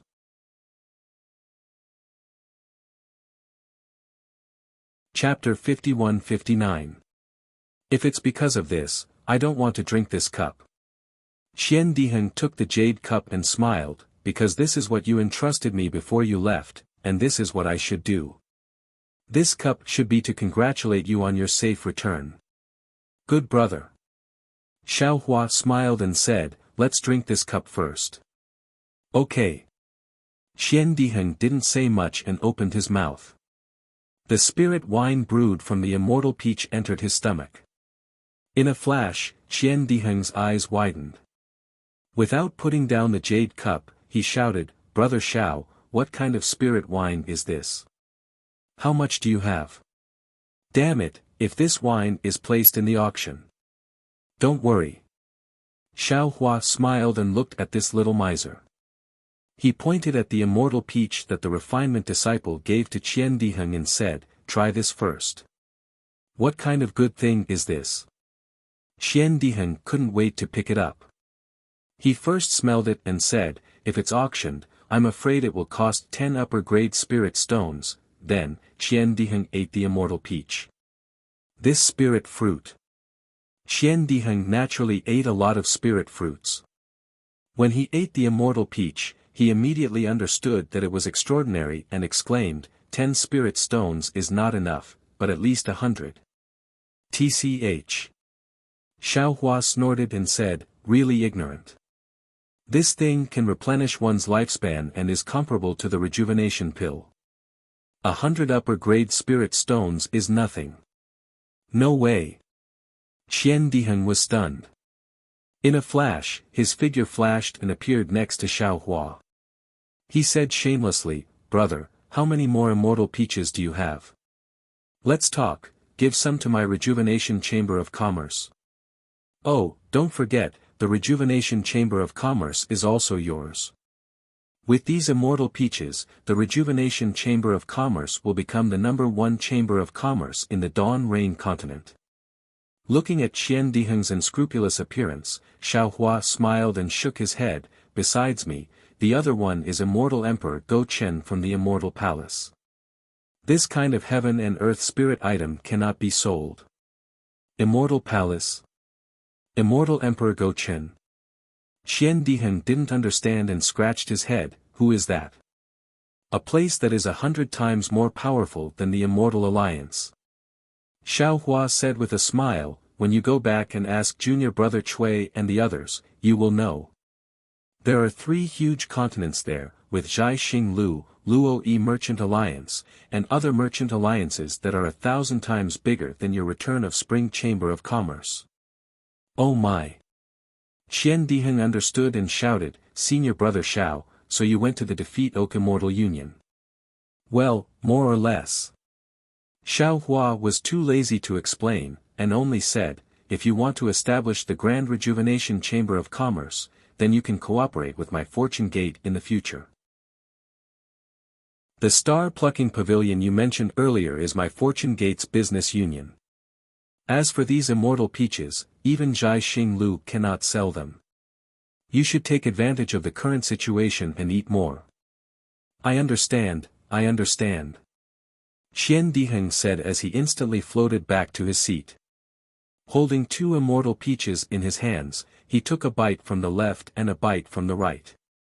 After he finished eating, he stuffed a few more into his bosom. Finally, he looked at Xiao Hua and asked, Senior brother, do you have any more? No more.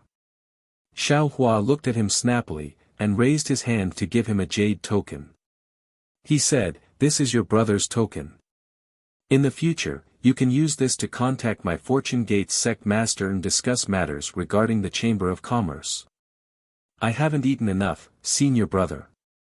Qian Diheng took the jade token and looked at Xiao Hua somewhat shamelessly. He whispered, can you give me a few more? Junior brother Qian, I have some here. Xiang Yang was obedient and hurriedly took out the immortal peaches on his jade table to give to Qian Diheng. Xiang Zhili hurriedly stopped him and said, Father, don't mind Martial Uncle Qian, he already stuffed 3 immortal peaches into his storage pouch. Martial Nephew Ah. You are also a nascent soul ancestor. Qian Diheng dragged out his tone and said, why don't you empathize with Martial Uncle, a Golden Core disciple Ah.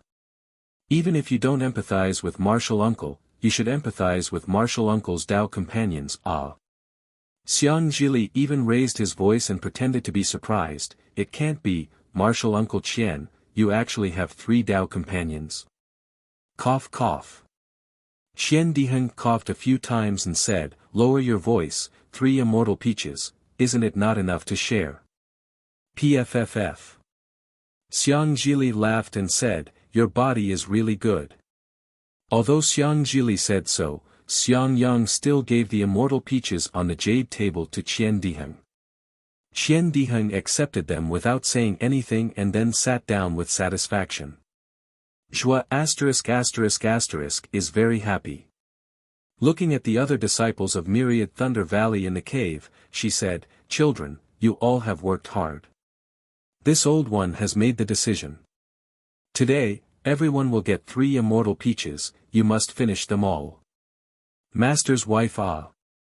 Xiao Hua said with a bitter smile, you are so generous, making things difficult for this disciple. You have also given away the remaining stock. Zhua **** smiles and said, who asked this old one to be your master's wife Ah? Xiao Hua smiled and took out some immortal peaches from the space, adding a few more immortal peaches in front of everyone. However, there was none in front of Qian Diheng. It seems that Xiao Hua did it on purpose. Senior Martial Brother Xiao. Qian Diheng said with a sad face, it can't be, right? Your family only needs these 3 immortal peaches. Junior Martial Brother Qian, even the landlord doesn't have any extra food Ah. Xiao Hua said sincerely and stood up again, looking outside the cave. In just a moment, Zhen Qing and Sun Qian came in with Sun Shu. Sun Shu walked a few steps forward and bowed to Zhua *****, greetings to Martial Uncle. Zhua ****'s face showed a smile. She walked down from the top and helped Sun Shu up, saying, I just heard from Xiao Hua that before he returned to the Imperial Thunder Sect, you had already met. This is fate Ah. Martial Uncle. How could Sun Shu not know Zhua ****'s plan?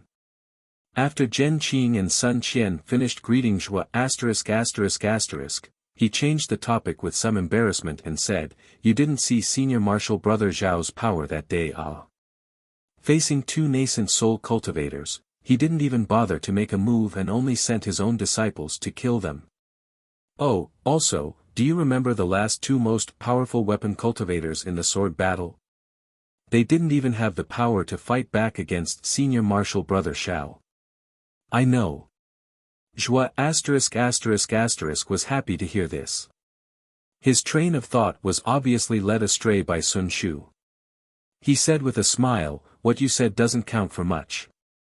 You didn't see in front of the guest pavilion that Xiao Hua killed the Immortal Alliance's deputy alliance leader Luo with one palm and forced Sun Yunzi of the Shanghua sect to commit suicide?"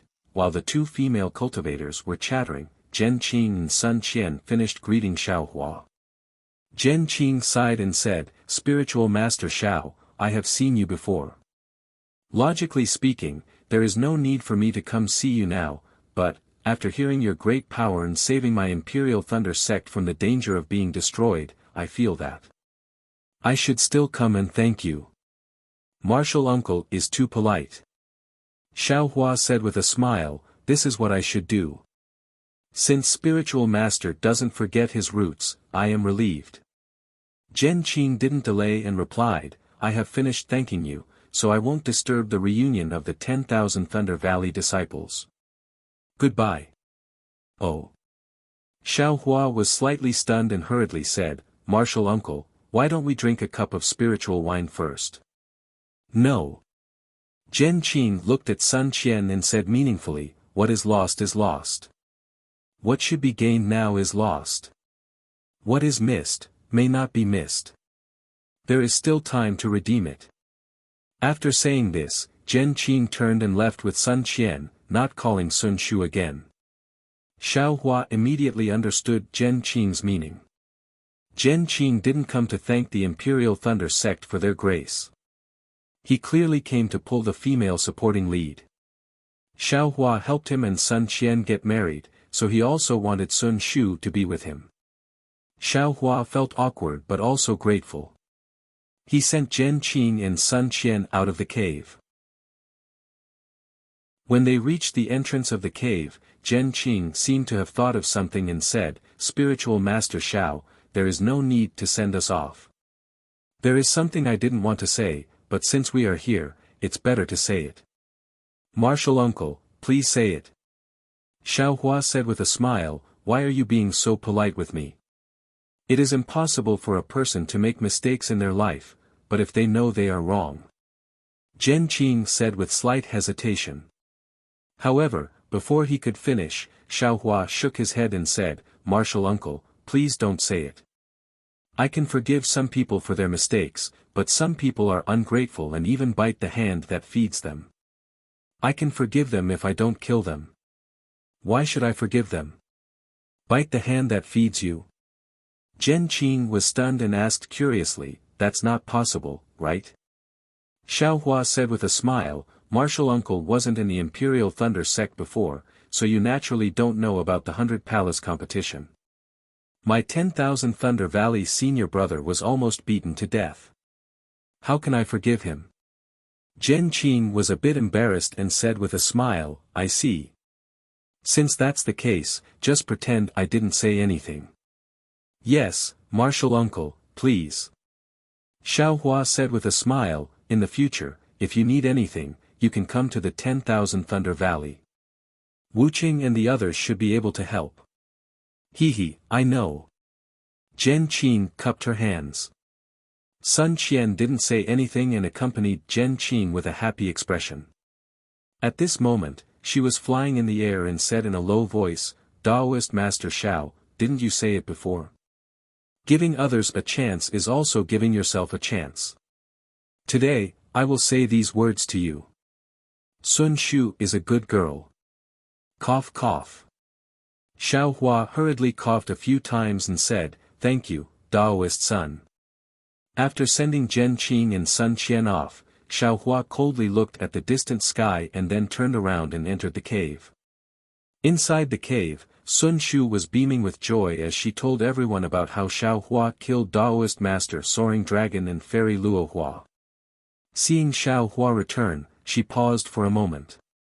Clearly, she was clear about Zhen Qing and Sun Qian's intentions. Following Sun Shu's gaze, Qian Diheng also had a complicated gaze. Qian Diheng came to see Xiao Hua, but more importantly, he wanted to bring Taoist Master Guangtian to ask for forgiveness from Xiao Hua. However, with just a few words from Xiao Hua, Qian Diheng felt that there was a gap between him and Xiao Hua. He couldn't even protect himself, so naturally, he couldn't bring Taoist Master Guangtian along. After Qian Diheng told Xiao Hua about the matter, he kept trying to find an excuse to talk about Taoist Master Guangtian. However, he tried a few times. Facing Xiang Yang, who was almost killed by Qian Ding, and facing Xiang Zhili, who already knew his intentions and was always on guard against him, he couldn't find an opportunity to talk. At this moment, Qian Diheng saw Xiao Hua come in and hurriedly got up. However, before he could get up, Xiang Zhili walked over with a smile and a jade cup in his hand and said, "Martial Uncle Qian, come, let this little nephew toast you."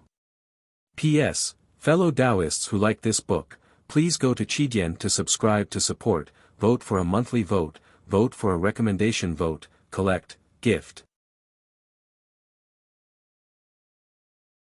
Chapter 5160. Alas! Seeing Xiang Zhili stop him again, Qian Diheng simply sighed and said, "Xiang Zhili, you're also a nascent soul master now. Don't lower yourself to the same level as a Jindan disciple, okay?" Xiang Zhili smiled and said, "Look at what martial uncle Qian is saying. You're my martial uncle. How can I lower myself to your level? Your words are the golden rule in this little nephew's opinion. In that case, don't stop me." Qian Diheng said and was about to walk away again. Unfortunately, how could Xiang Zhili let Qian Diheng pass? He smiled and said, "If martial uncle wants to leave, you have to drink this cup, right? Martial uncle drank a lot with you just now. What's this cup for?" Qian Diheng saw that he couldn't pass and could only ask, "As long as you say it clearly, martial uncle will naturally drink it." "Hee, is there a need to say it?" "Of course, it's to thank your Heavenly Thunder Palace for taking care of me during the 100 Halls competition." Xiang Zhili said with a smile, "Of course, I have to thank martial uncle for taking out the spiritual armor before my father went up on stage." "Alas, martial nephew Xiang." Hearing this, Qian Diheng let out a sigh of relief. Without saying a word, he drank the spiritual wine first and then said, "Your words have touched my heart. Martial uncle must drink this wine. But after drinking it, you have to listen to martial uncle's words." "Yes, martial uncle, please say it." Xiang Zhili replied with a smile. "I know you hate my great-grandfather, and I also know his attitude towards the Myriad Thunder Valley was really unfair." Qian Diheng said in a low voice, "But look at it the other way around. If it weren't for his support, I wouldn't have been able to control the Rejuvenation Chamber of Commerce for so long, and I wouldn't have been able to take care of the Myriad Thunder Valley. In fact, every time I came to the Myriad Thunder Valley, he knew and even scolded me many times. However, he didn't forcefully stop me. This is your business."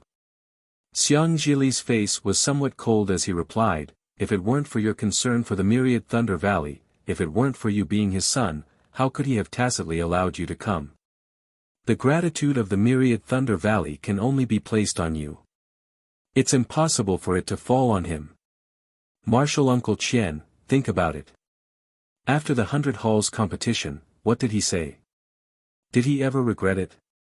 In the battle for the Palace Lord of the Heavenly Thunder Palace, wasn't he still planning to join forces with Bai Fei to defeat Wuqing first? If my foster father hadn't returned to the Myriad Thunder Valley, would he have come here to beg for forgiveness?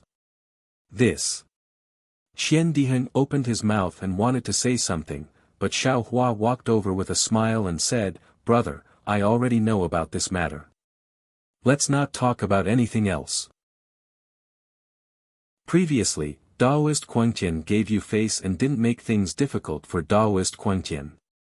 From now on, I, Wu Qing, Li, and the other disciples of Myriad Thunder Valley will also give you face and not make things difficult for Taoist Quangtian. Is that enough? He treated my eldest senior brother like that. It's already good enough that we didn't make trouble for him. If you want me to forgive him, I'm sorry, brother. I haven't cultivated to that level yet. Speaking up to here, Xiaohua hurriedly urged. You should hurry up and stop him from coming in. Don't engage in some shady business of offering a humble apology. Otherwise, it wouldn't look good for everyone. Sigh, I understand. Qian Diheng got a clear answer from Xiaohua and sighed. I will go now. As long as senior brother promises not to make things difficult for my great-grandfather in the future, I will be satisfied. He, you can rest assured about this. Xiaohua patted Qian Diheng's shoulder and said, I have already cultivated to this level. As Xiaohua expected, Qian Diheng didn't return after going out. He must have gone to accompany Taoist Quangtian. Regarding Taoist Quangtian, Xiaohua couldn't say how he felt. If he repaid kindness with enmity, it wouldn't be so serious. But if he only said that he was a wolf of the mountain, it would be whitewashing him. Just based on the fact that he asked Qian Diheng to be ruthless in the 100 Halls competition, Xiaohua wanted to cripple his cultivation. However, there was a Qian Diheng between the 10,000 Lightning Valley and Taoist Quangtian. In any case, Qian Diheng was very good to the 10,000 Lightning Valley, so Xiaohua couldn't be ruthless. Moreover, although the Imperial Lightning sect had avoided a calamity, they had lost 30% of their disciples. They really needed a nascent soul realm master like Taoist Quangtian to step forward. Xiaohua couldn't destroy Taoist Quangtian for the sake of the Imperial Lightning sect. Since he couldn't deal with Taoist Quangtian, then he might as well not meet him. Only Taoist Quangtian could bear the consequences. In the future, the Dawn Rain mainland would be the Fortune Gates world. If Taoist Quangtian really wanted to poke a hole in the sky, the Fortune Gates disciples would kill him. Xiang Yang had been paying attention to Xiaohua's conversation with Qian Diheng. Seeing that Qian Diheng had left, he hurried over and asked in a low voice, Junior brother, is Taoist Quangtian here? Xiaohua clearly heard that this junior brother was definitely not junior brother Xiao. It was the same name Xiang Yang had always called him when he met him in the past. Xiaohua smiled faintly and said, isn't that obvious? Qian Diheng came to the 10,000 Lightning Valley for this. No. Xiang Yang laughed and said, I know junior brother Qian's character very well. He mainly came to see you. As for Taoist Quangtian, he just misunderstood my 10,000 Lightning Valley. Xiaohua sneered and said, he can misunderstand me, but he can't take his anger out on the 10,000 Lightning Valley. This kind of narrow-minded person won't be able to achieve anything great. Xiang Yang answered, the problem is, Wuqing is about to become the Heavenly Thunder Palace's palace master. Taoist Quangtian has great influence in the Heavenly Thunder Palace. Offending him is not good for Wuqing. Xiaohua waved his hand and said, eldest senior brother, you don't need to care about this kind of thing. Offending him. Junior brother is too lazy to offend him. But you, eldest senior brother, after consuming the peach of immortality, your lifespan has been replenished. You still need to cultivate diligently and step into the nascent soul realm as soon as possible. Nascent soul. Xiang Yang smiled bitterly and said in a low voice, junior brother, to be honest, the current golden core realm is something that senior brother could not even dream of. How can senior brother cultivate to the nascent soul realm with his remaining lifespan? Since that's the case. Xiaohua patted Xiang Yang's shoulder with a smile and said, eldest senior brother, come with me. I'll help you repair your gold core, and then I'll teach Li, and the others about the Tao of lightning cultivation. Okay. Xiang Yang hurriedly nodded when he heard that Xiaohua wanted to teach Xiang Zhili and the others. But before he could turn around to call Xiang Zhili, Zhuo Hongzhu called out, Xiaohua, quickly come over here. Master's wife, is there something you need? Xiao Hua hurried over and asked respectfully. Zhuo Hongzhu shook her head and said, "This old one has nothing to do, but Sun Shu has something to tell you." "Oh." Xiao Hua raised his eyebrows and asked curiously, "Junior sister Sun, what is it?" Sun Shu's face turned red, and she hurriedly took out a jade slip and handed it to Xiao Hua, saying, "Senior brother, on the way back to the Imperial Thunder Sect, junior sister saw a transmission jade slip from the Dawn Rain Mainland's Fortune Gate. Junior sister looked at it, and it was related to Fairy Hongxia's engagement, so junior sister took it. Junior sister rushed over today specifically to deliver this jade slip to senior brother. And, this Xiao already knows about this matter." Xiao Hua's expression didn't change as he nodded. He then turned to Zhuo Hongzhu and said, "This is the jade slip that Master Zhen Yuan gave to Disciple. Disciple has already ordered the Fortune Gate to head to Sky Patrol City." "Senior brother." Sun Shu hurriedly urged, "Don't be too careless, if this matter is not handled properly, Fairy Hongxia might be unhappy." Xiao Hua grinned and said, "Junior sister, don't worry, the jade slip clearly states that there is still a month before the engagement. With the Fortune Gate's disciples' speed, they will arrive at Sky Patrol City in less than a month." "That's good." Sun Shu was relieved and smiled sweetly. "Junior sister has heard senior sister Shui praising Fairy Hongxia. She is a good match for senior brother. I hope senior brother won't miss this wonderful marriage." "Thank you, junior sister, for your blessings." Xiao Hua smiled, but in his heart, he felt a little awkward. "Then little sister won't stay any longer." Sun Shu finished speaking and was about to leave, but Shua **** didn't wait for her to finish speaking and pulled her back. "Child, you can't go. This old woman hasn't tasted the spirit fruit and spirit wine that Xiao Hua brought back. If you leave, who will accompany this old woman?" He. Xiao Hua laughed and said, "In that case, junior sister Sun, accompany master's wife to drink a few more cups. Here are some rare spirit fruits on the Dawn Rain continent, accompany master's wife to taste them." Xiao Hua took out another storage pouch and handed it to Sun Shu. "Okay." Seeing that Xiao Hua didn't treat her as an outsider, Sun Shu smiled sweetly and accepted the storage pouch. She knew clearly that this person in front of her, she could only look at him from afar. "Master's wife." Xiao Hua reported, "Disciple has something to do and needs to rush to Sky Patrol City. Disciple wants to take advantage of the time to help senior brother repair his gold core and give Wuqing and the others some pointers in their cultivation." Good. Zhuo Hongzhu heard and said good a few times, urging, "Go quickly." "Oh, right, call Qinglian, Hongshan, and Qiming together." Xiao Hua didn't intend to call the three of them, but after thinking for a while, he smiled and said, "Okay." Xiang Yang was at the side. After hearing, he hurriedly transmitted a message to Cui Hongshan and the others. After the three of them knew, they were overjoyed and hurriedly got up. "Shen Quan." Xiao Hua glanced and ordered, "Take care of Grandmaster and the others. I have something to tell your master and the others. Don't let others disturb us." "Yes, Marshal Uncle Xiao." Zhen Quan hurriedly got up, Zhen Yetao and the others also hurriedly left their seats. "I'll go take a look at my cave residence, you all don't have to come out." Xiao Hua said with a smile and hurriedly led Xiang Yang and the others out of the cave residence. Although Xiao Hua said so, the disciples didn't dare to take it seriously. They still got up and sent them out, even to the front of Xiao Hua's cave residence.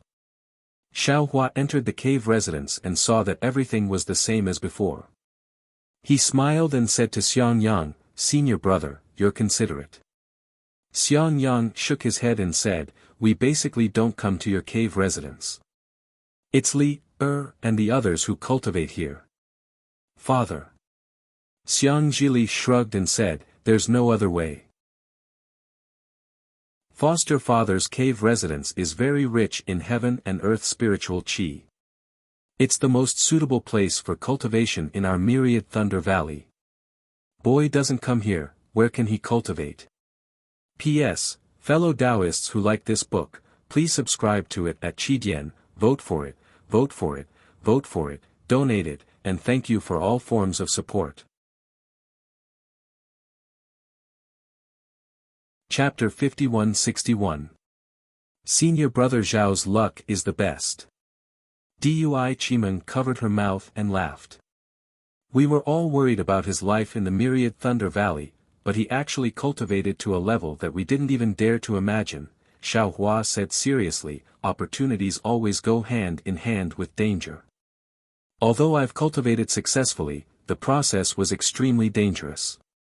The slightest carelessness could have led to eternal damnation.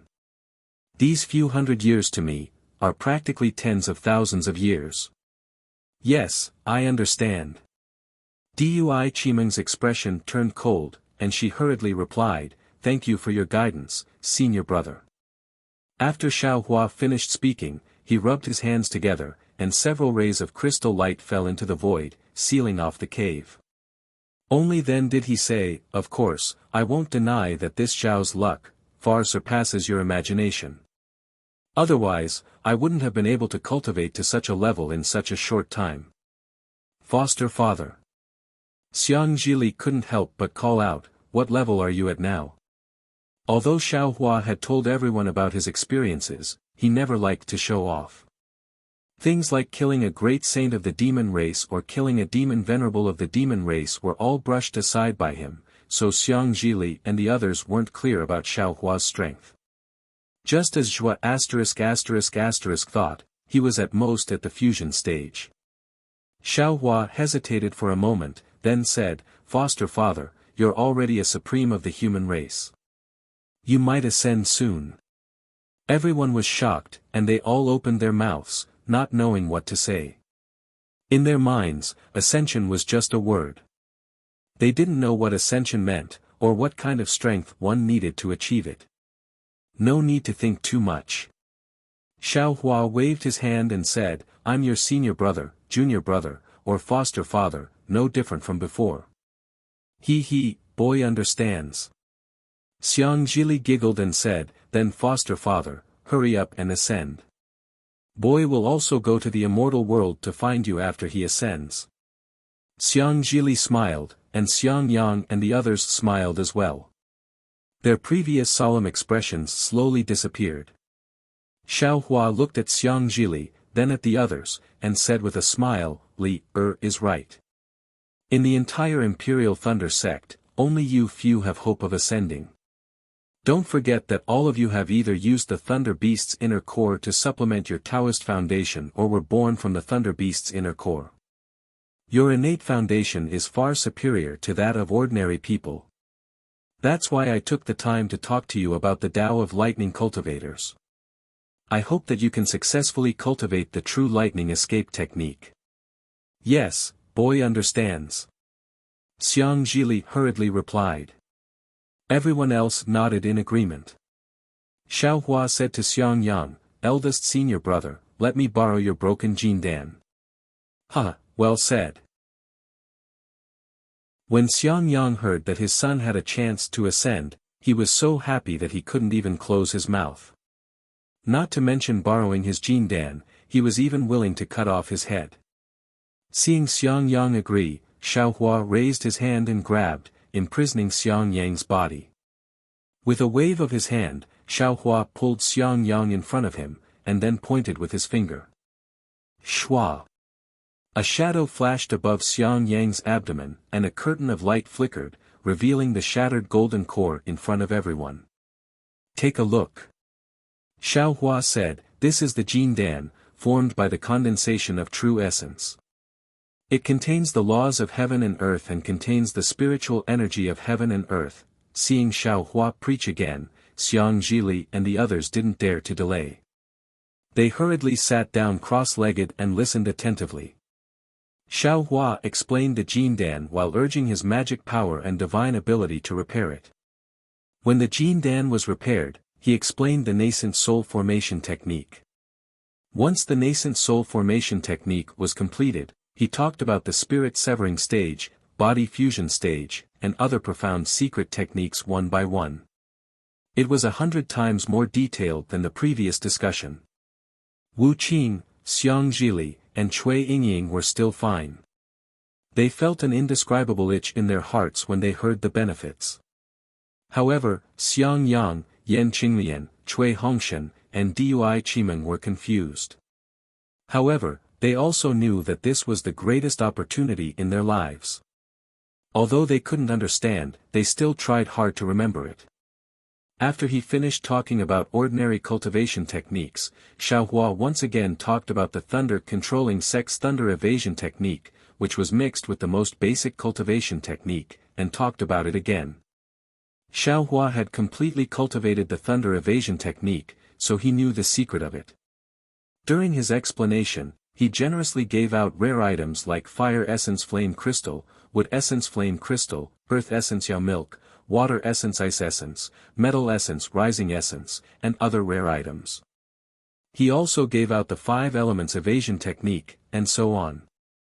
After he spoke for 10 days and 10 nights, when he finished speaking, Xiaohua raised his eyes to look outside the cave and said, "The thunder-controlling sex thunder evasion technique is indeed complete, but in reality, it lacks a supplementary cultivation method. Ordinary thunder-controlling sect disciples find it difficult to reach great accomplishment. You all have fate with the thunder beast, and your bodies borrow the power of thunder and lightning. Therefore, with the spiritual items I gave you, there is hope that you can cultivate the thunder evasion technique to great accomplishment. Great accomplishment of the thunder evasion technique is enough to allow you to enter the great accomplishment stage." By the time Xiaohua finished speaking, the entire immortal cave had gone silent for an entire meal. "Thank you, junior brother." Xiang Yang opened his eyes, and an indescribable feeling emerged from the bottom of his heart. He had cultivated for his entire life, but never once had he listened to such a rich lecture. Xiaohua looked at the other people sitting cross-legged, and said with a smile, "Senior brother, your aptitude is the worst. However, you have the advantage of tenacity. Slowly cultivate, your future path is still long. Cultivate to wherever you can, and if you encounter a bottleneck that you can't break through, you don't have to take too many risks." "Yes, I know this the best," Xiang Yang said with a simple and honest smile. "As I said before, if it weren't for junior brother, I'm afraid I wouldn't even be able to enter the late stage of foundation establishment. Thank you, junior brother." While speaking, Yan Qinglian also woke up and hurriedly bowed. "Senior sister, no need to be polite with junior brother." Xiaohua hurriedly helped Yan Qinglian up. Yan Qinglian thought for a moment and said, "What junior brother taught me, can I pass it on to my disciples?" "Of course." Xiaohua agreed without hesitation. "They are disciples of the myriad Thunder Valley, so naturally you can pass it on. However, their physical aptitudes are not good, so don't place too much hope on them." "I know." Yan Qinglian said with a smile, "The lightning evasion technique has never been something that disciples of the palace branch like us can cultivate. If Shen Quan, Zhen Yetao, and the others can cultivate it, even if they can't achieve anything, they will be extremely happy." Dui Qimeng and Cui Hongshan also woke up a moment later, and the two sighed with emotion and thanked Xiaohua again. "Let's go." Xiaohua looked at Wu Qing and the others behind him and said, "No matter what, they have to comprehend it for another half a day. Fairy Xianhua outside the cave has been waiting for a long time. Yes, we will listen to senior brother Xiao." Cui Hongshan and the others said, and walked out of the cave with Xiaohua like stars surrounding the moon. Outside the cave, Fairy Xianhua and the other masters of the 7 lightning palaces were respectfully standing there, not daring to even breathe loudly. Seeing Xiaohua and the others come out, Fairy Xianhua hurriedly stepped forward and bowed. Disciple Xianhua represents the disciples of the Imperial Thunder sect to thank Taoist Xiao for his kindness in teaching us. Disciple and the others thank Taoist Xiao for his kindness in teaching us. Lei Meng Taoist and the others also hurriedly bowed. Xiaohua didn't dare to let Lei Meng Taoist salute like that day in front of the mountain gate. He simply waved his hand and helped everyone up, and said with a smile, "Don't thank me. This old man has already said that this is what I owe the Imperial Thunder Sect, and I must return it to the Imperial Thunder Sect." Fairy Xianhua and the others couldn't continue bowing, and had to stand up. Fairy Xianhua said with a smile, "Speaking of which, this junior owes senior too much. This junior was reckless back then, and this junior doesn't know how to make up for the previous mistake." Xiaohua waved his hand and said, "The past is the past, there is no need to mention it again. Moreover, what you did that day was not wrong. This Xiao has indeed violated the rules of the Imperial Thunder Sect's founder, and this Xiao has never thought of blaming you for this matter. This junior understands, and this time." Fairy Xianhua said again, "Cleaning up the myriad Thunder Valley is this junior's fault." Hearing this, Xiaohua didn't know whether to laugh or cry. He hurriedly looked at Lei Meng Daoist and said, "Lei Meng Daoist, did you say that Fairy Xianhua was wrong?" Lei Meng Daoist was stunned, as he didn't expect Xiaohua to suddenly ask him. He only hesitated for a moment before answering, "Sect Master's starting point is correct. Cleaning up the redundant palace branches is feasible, but there are some shortcomings in the implementation. Sometimes, one is too rigid and can't listen to the opinions of others. It's easy to be taken advantage of by evil people.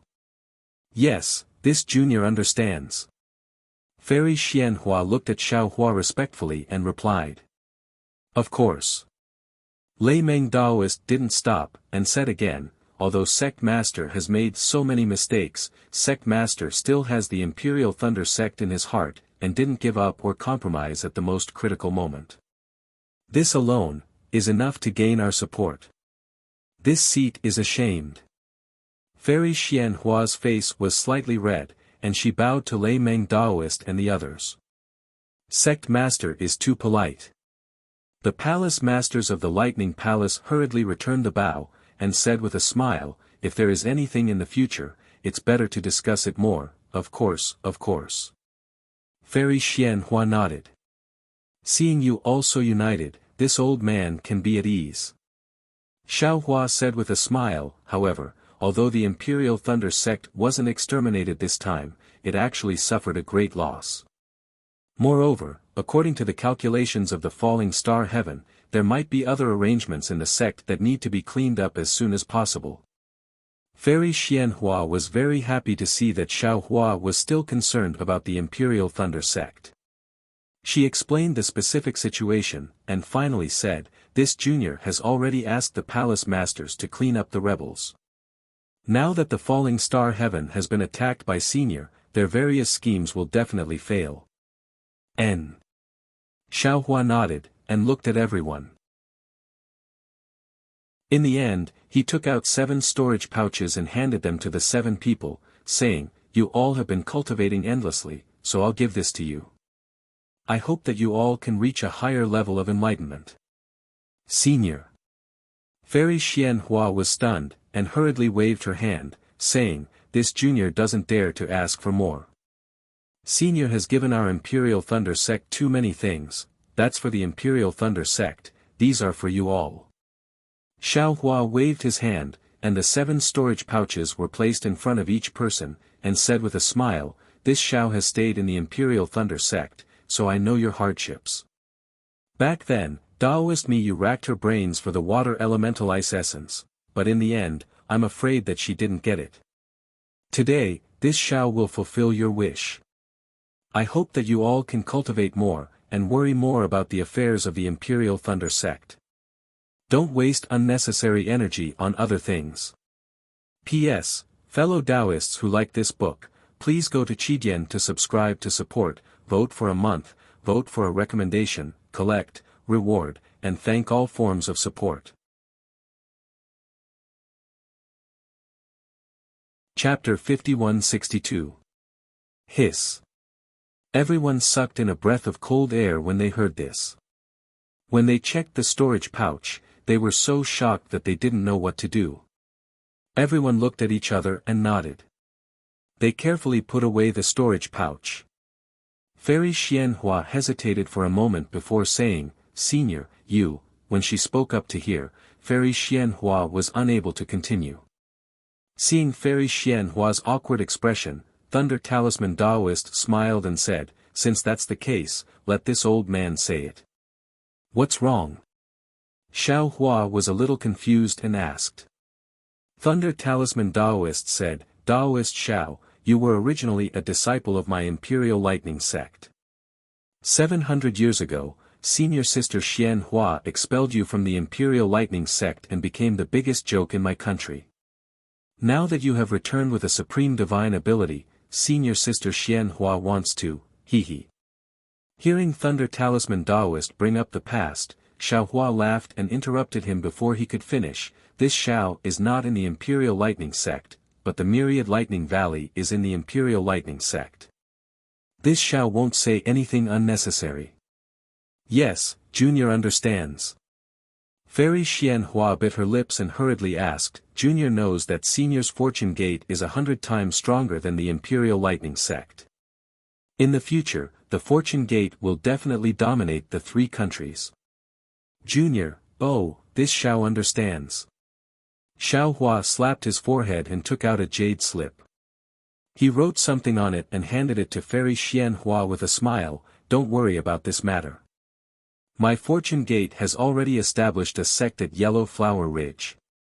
If you want to form an alliance, you can go to Yellow Flower Ridge. The fortune gate sect master is this Xiao's disciple.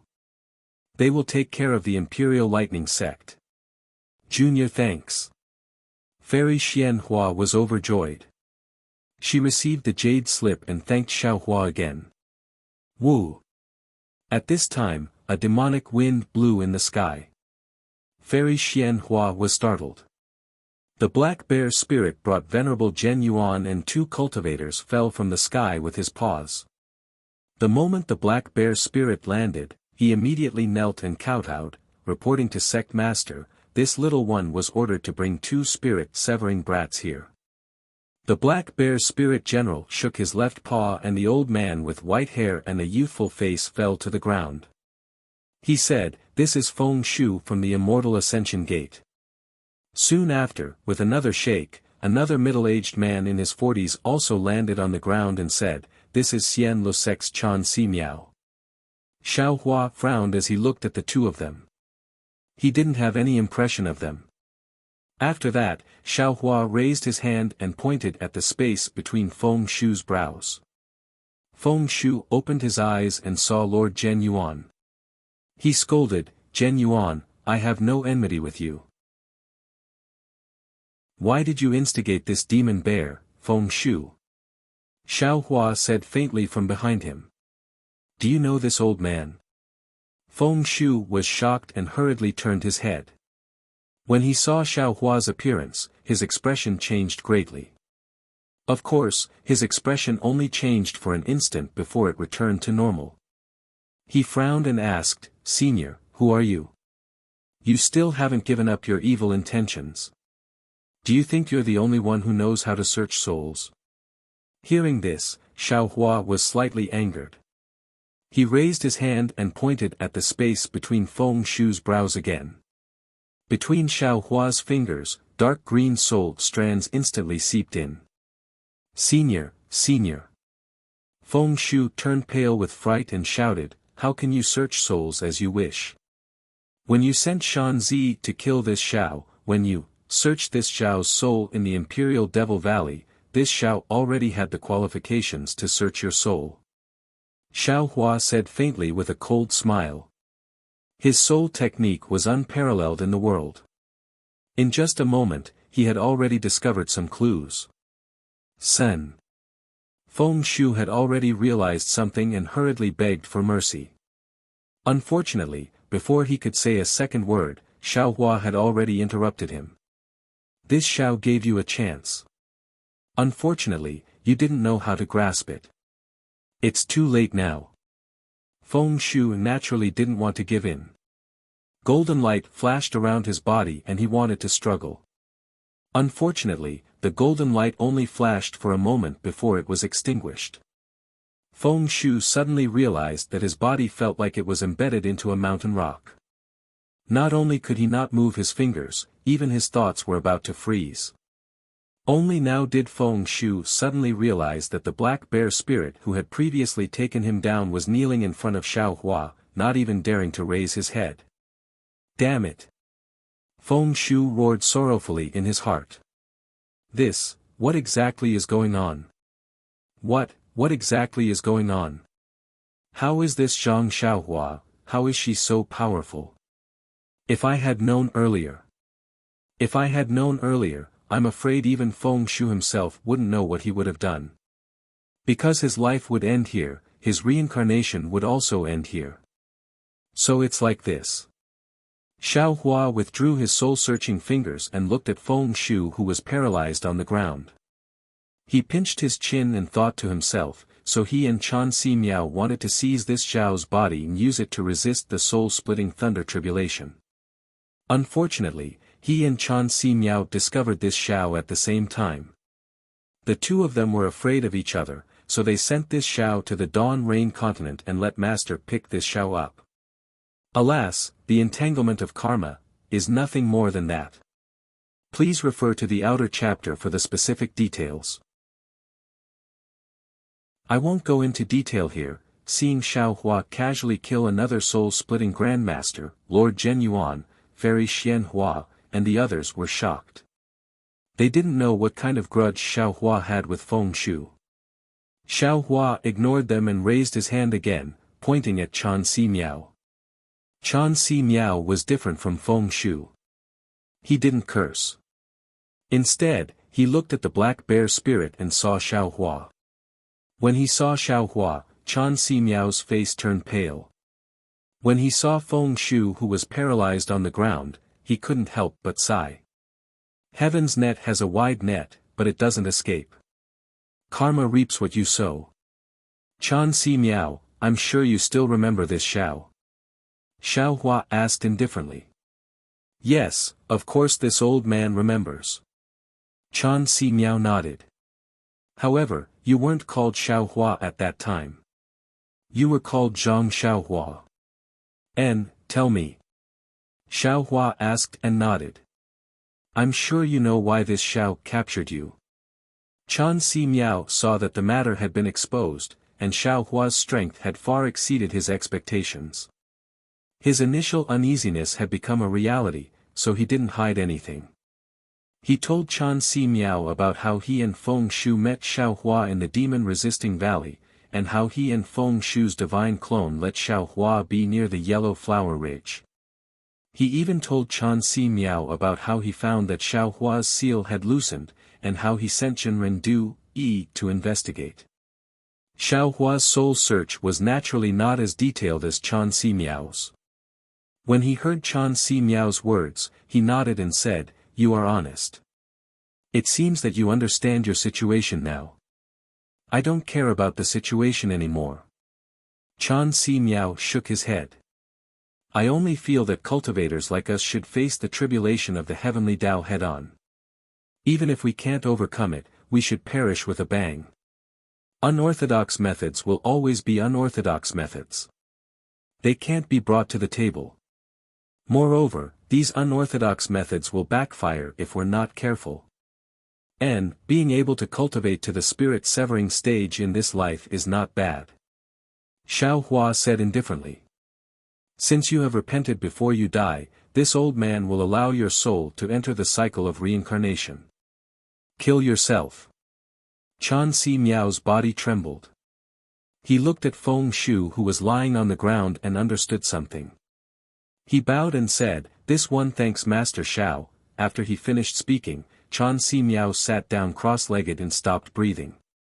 Sigh. Xiaohua sighed and looked at the corpses of the two spirit-severing stage cultivators. He waved his hand and two streams of true samadhi fire landed on them. He said, "If you knew this would happen, why did you do it in the first place?" Lord Zhen Yuan, Fairy Xianhua, Reverend Lei Meng, and the others stood at the side in fear. They had already heard the grudge between Xiaohua and Feng Shu and Chan Si Miao. They already understood why Xiaohua had to kill the two spirit-severing stage cultivators. This method of soul searching before possessing the bodies of the two spirit-severing stage cultivators was truly infuriating. They also didn't think that Xiao Hua had gone overboard in forcing the two spirit-severing stage cultivators. If it were them, they might not have allowed Chan Si Miao to die peacefully. Godfather. At this moment, Xiang Zhili, Wu Qing, and Cui Yingying walked out of the cave. Seeing the corpses being burned by the true Samadhi fire, Xiang Zhili shouted in surprise, "What are you doing?" "Nothing." Xiao Hua said with a smile. "This old man has another karma. You all came at the right time. This old man is about to leave. All of you, come with me." "Yes, Godfather." Xiang Zhili hurriedly replied. "Master's wife, this disciple has something to do and will leave first. When I have time, I will come back to see you." Xiao Hua's body flew up and he cupped his hands towards the cave. Junior respectfully sends spiritual master Xiao off. Lord Zhen Yuan, Fairy Xian Hua, and the others hurriedly bowed. "All of you, cultivate diligently." Black Bear Spirit, Wu Qing, and the others flew up with Xiao Hua. In just a short moment, they had already turned into black dots. Xiao Hua's voice sounded again, "In the future, the Dawn Rain continent will no longer be peaceful." "Yes, Junior understands." No one dared to stand up and they replied, "Junior thanks Spiritual Master Xiao for teaching us." At the same time, Xiao Hua's voice sounded in Lei Meng Daoist's ears again. "Lei Meng Daoist, you and this old man have long been connected by fate. Since then, you have taken great care of this old man. Junior naturally has to repay you generously. However, in front of Fairy Xian Hua and the others, this old man can't tell you too much. The things in your storage pouch are different from others. There are lightning cultivation techniques, elixirs, immortal peaches, and other things. You don't have to ask others and just focus on cultivating. In addition, if there is anything you don't understand about the lightning escape technique, feel free to ask Xiang Zhili. This old man has already explained it to him in detail. If there is anything you need, you can also ask him." Lei Meng Daoist's body trembled slightly. However, his body did not move and he was no different from the others.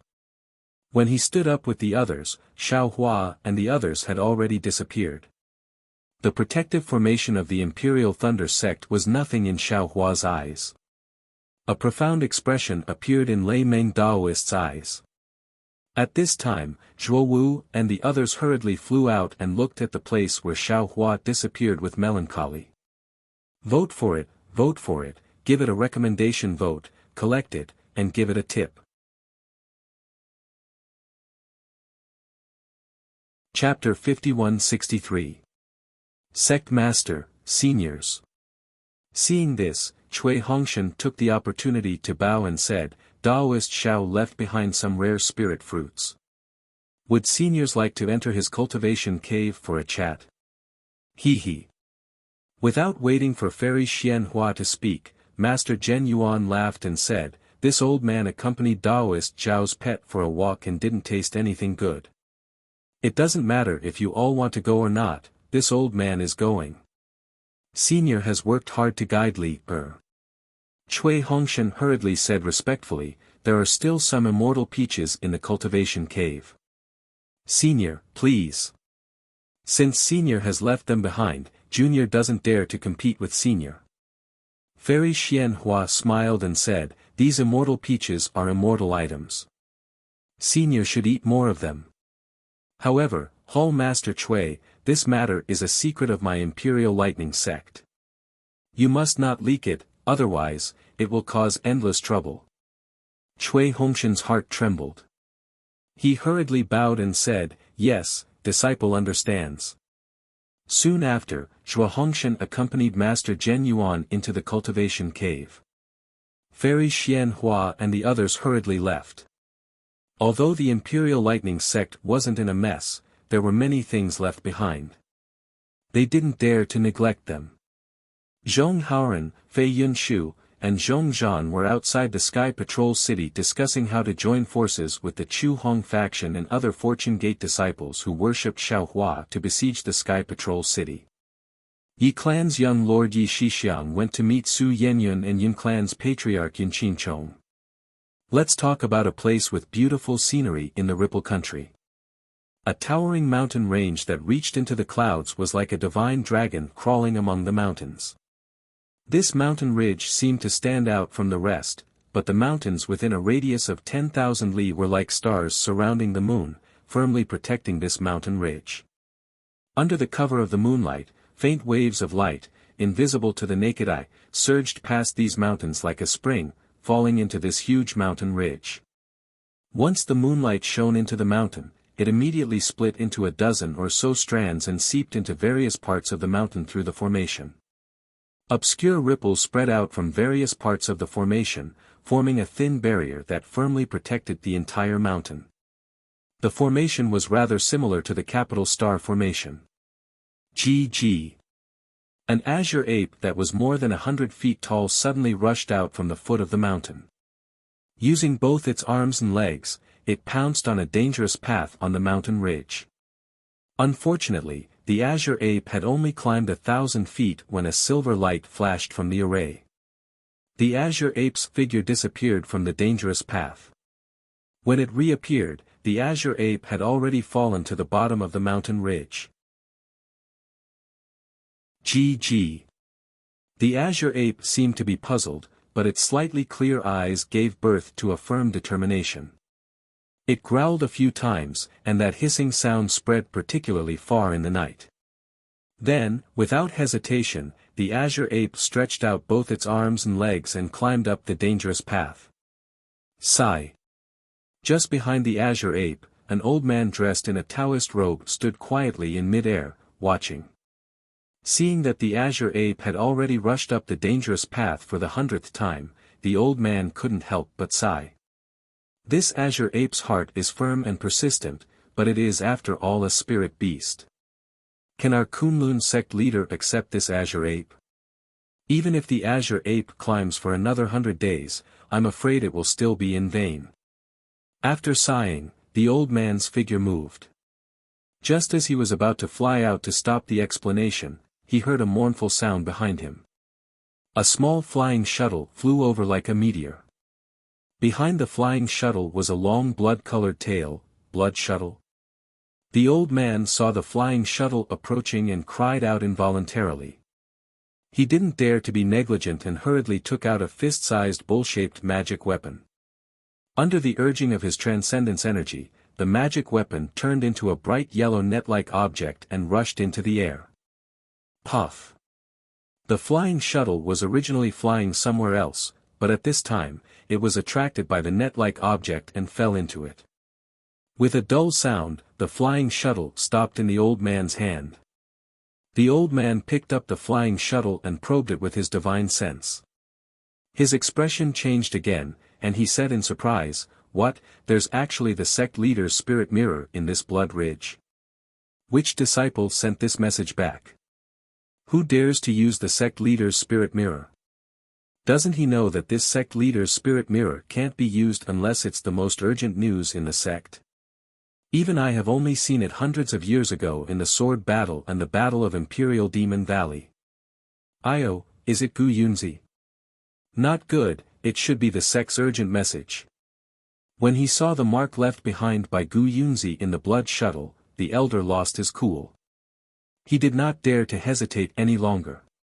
He could not care less about enlightening the azure ape. He soared into the sky and dove into the formation on the mountain ridge. Looking at the azure ape again, it had also been alarmed by the sound of Schwelling earlier. It stood on the dangerous path and turned its head. When it saw the old man's figure, it could not help but grin. But before it could finish laughing, the old man flew into the mountain ridge above its head. The azure ape was stunned at first. It looked at the mountain ridge for a long time without saying a word, as if it couldn't understand. After a while, the azure ape climbed up the dangerous path again. Although it was sent to the bottom of the mountain after a while, the Azure Ape's every move was full of determination. Above the mountain ridge was a different kind of paradise. First, there was a majestic archway and gate, then there was a palace that stretched for thousands of miles. In the palace, many celestial birds and strange beasts crawled under the bright moonlight, and the palace was shrouded in a faint moonlight. The old man rushed up the mountain ridge. He didn't dare to be negligent and flew straight to a simple palace in the center. Inside the palace was another large hall. There were no pillars in the hall, and the ground was paved with bluestone. Each bluestone was neither big nor small, and it was a full 100 feet. There were faint runes engraved on the bluestone. At this time, under the brilliance of the pearl, there were faint traces of clouds and multicolored light flowing. Looking at the four walls of the hall, there were pictures of the primitive wasteland. These pictures of the primitive wasteland seemed to be engraved, but they also seemed to be illusions. When one's gaze fell, the strange scenes on the pictures were vivid and lifelike. At this time, there were many cultivators standing in the hall. These cultivators were either nascent soul or late golden core. They were whispering in groups of 3 to 5. At the head of the hall, a late nascent soul old man with white hair and a youthful face was sitting on a jade chair. He was holding a jade slip in his hand. He also turned his head and said to a mid-nascent soul old man beside him. That nascent soul old man nodded slightly, as if he agreed with the late nascent soul old man. The late nascent soul old man picked up a jade slip at the side and looked at it. Then, he looked up and said with a smile, "Everyone." When the late nascent soul old man spoke, all the cultivators shut their mouths. The hall quieted down. All the cultivators looked at each other and moved to a few rows. In the first row, a middle-aged man in a black robe bowed and asked, "Sect Master, do you have a plan?" He. The old man didn't answer. Instead, he asked, "Sha Kongzi, you are now the palace master of Yuxiang Palace. What do you think of the things in this jade slip?" Sha Kongzi didn't hesitate and said, "Reporting to Sect Master, although my Kunlun sect isn't one of the top sects in the Dawn Rain continent, it is still one of the top 3 sects in the Lian country. It is one of the top sects in the Lian country. Others may not know the long history of my Kunlun sect, but I know that my Kunlun sect is different from other sects. My Kunlun sect's orthodoxy has been passed down since the ancient times.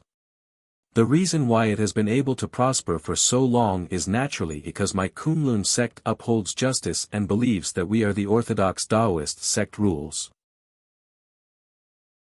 Right now, in my Dawn Rain continent, Taoist cultivators are having internal strife, sword cultivators are trying their best to expand, and the heavenly demon sect is causing trouble. My Kunlun sect should stand on its own and take on the responsibility to advance. Not only must we stabilize the various Taoist sects in my Lian country, we must also lead the movements of the sects in the 3 countries.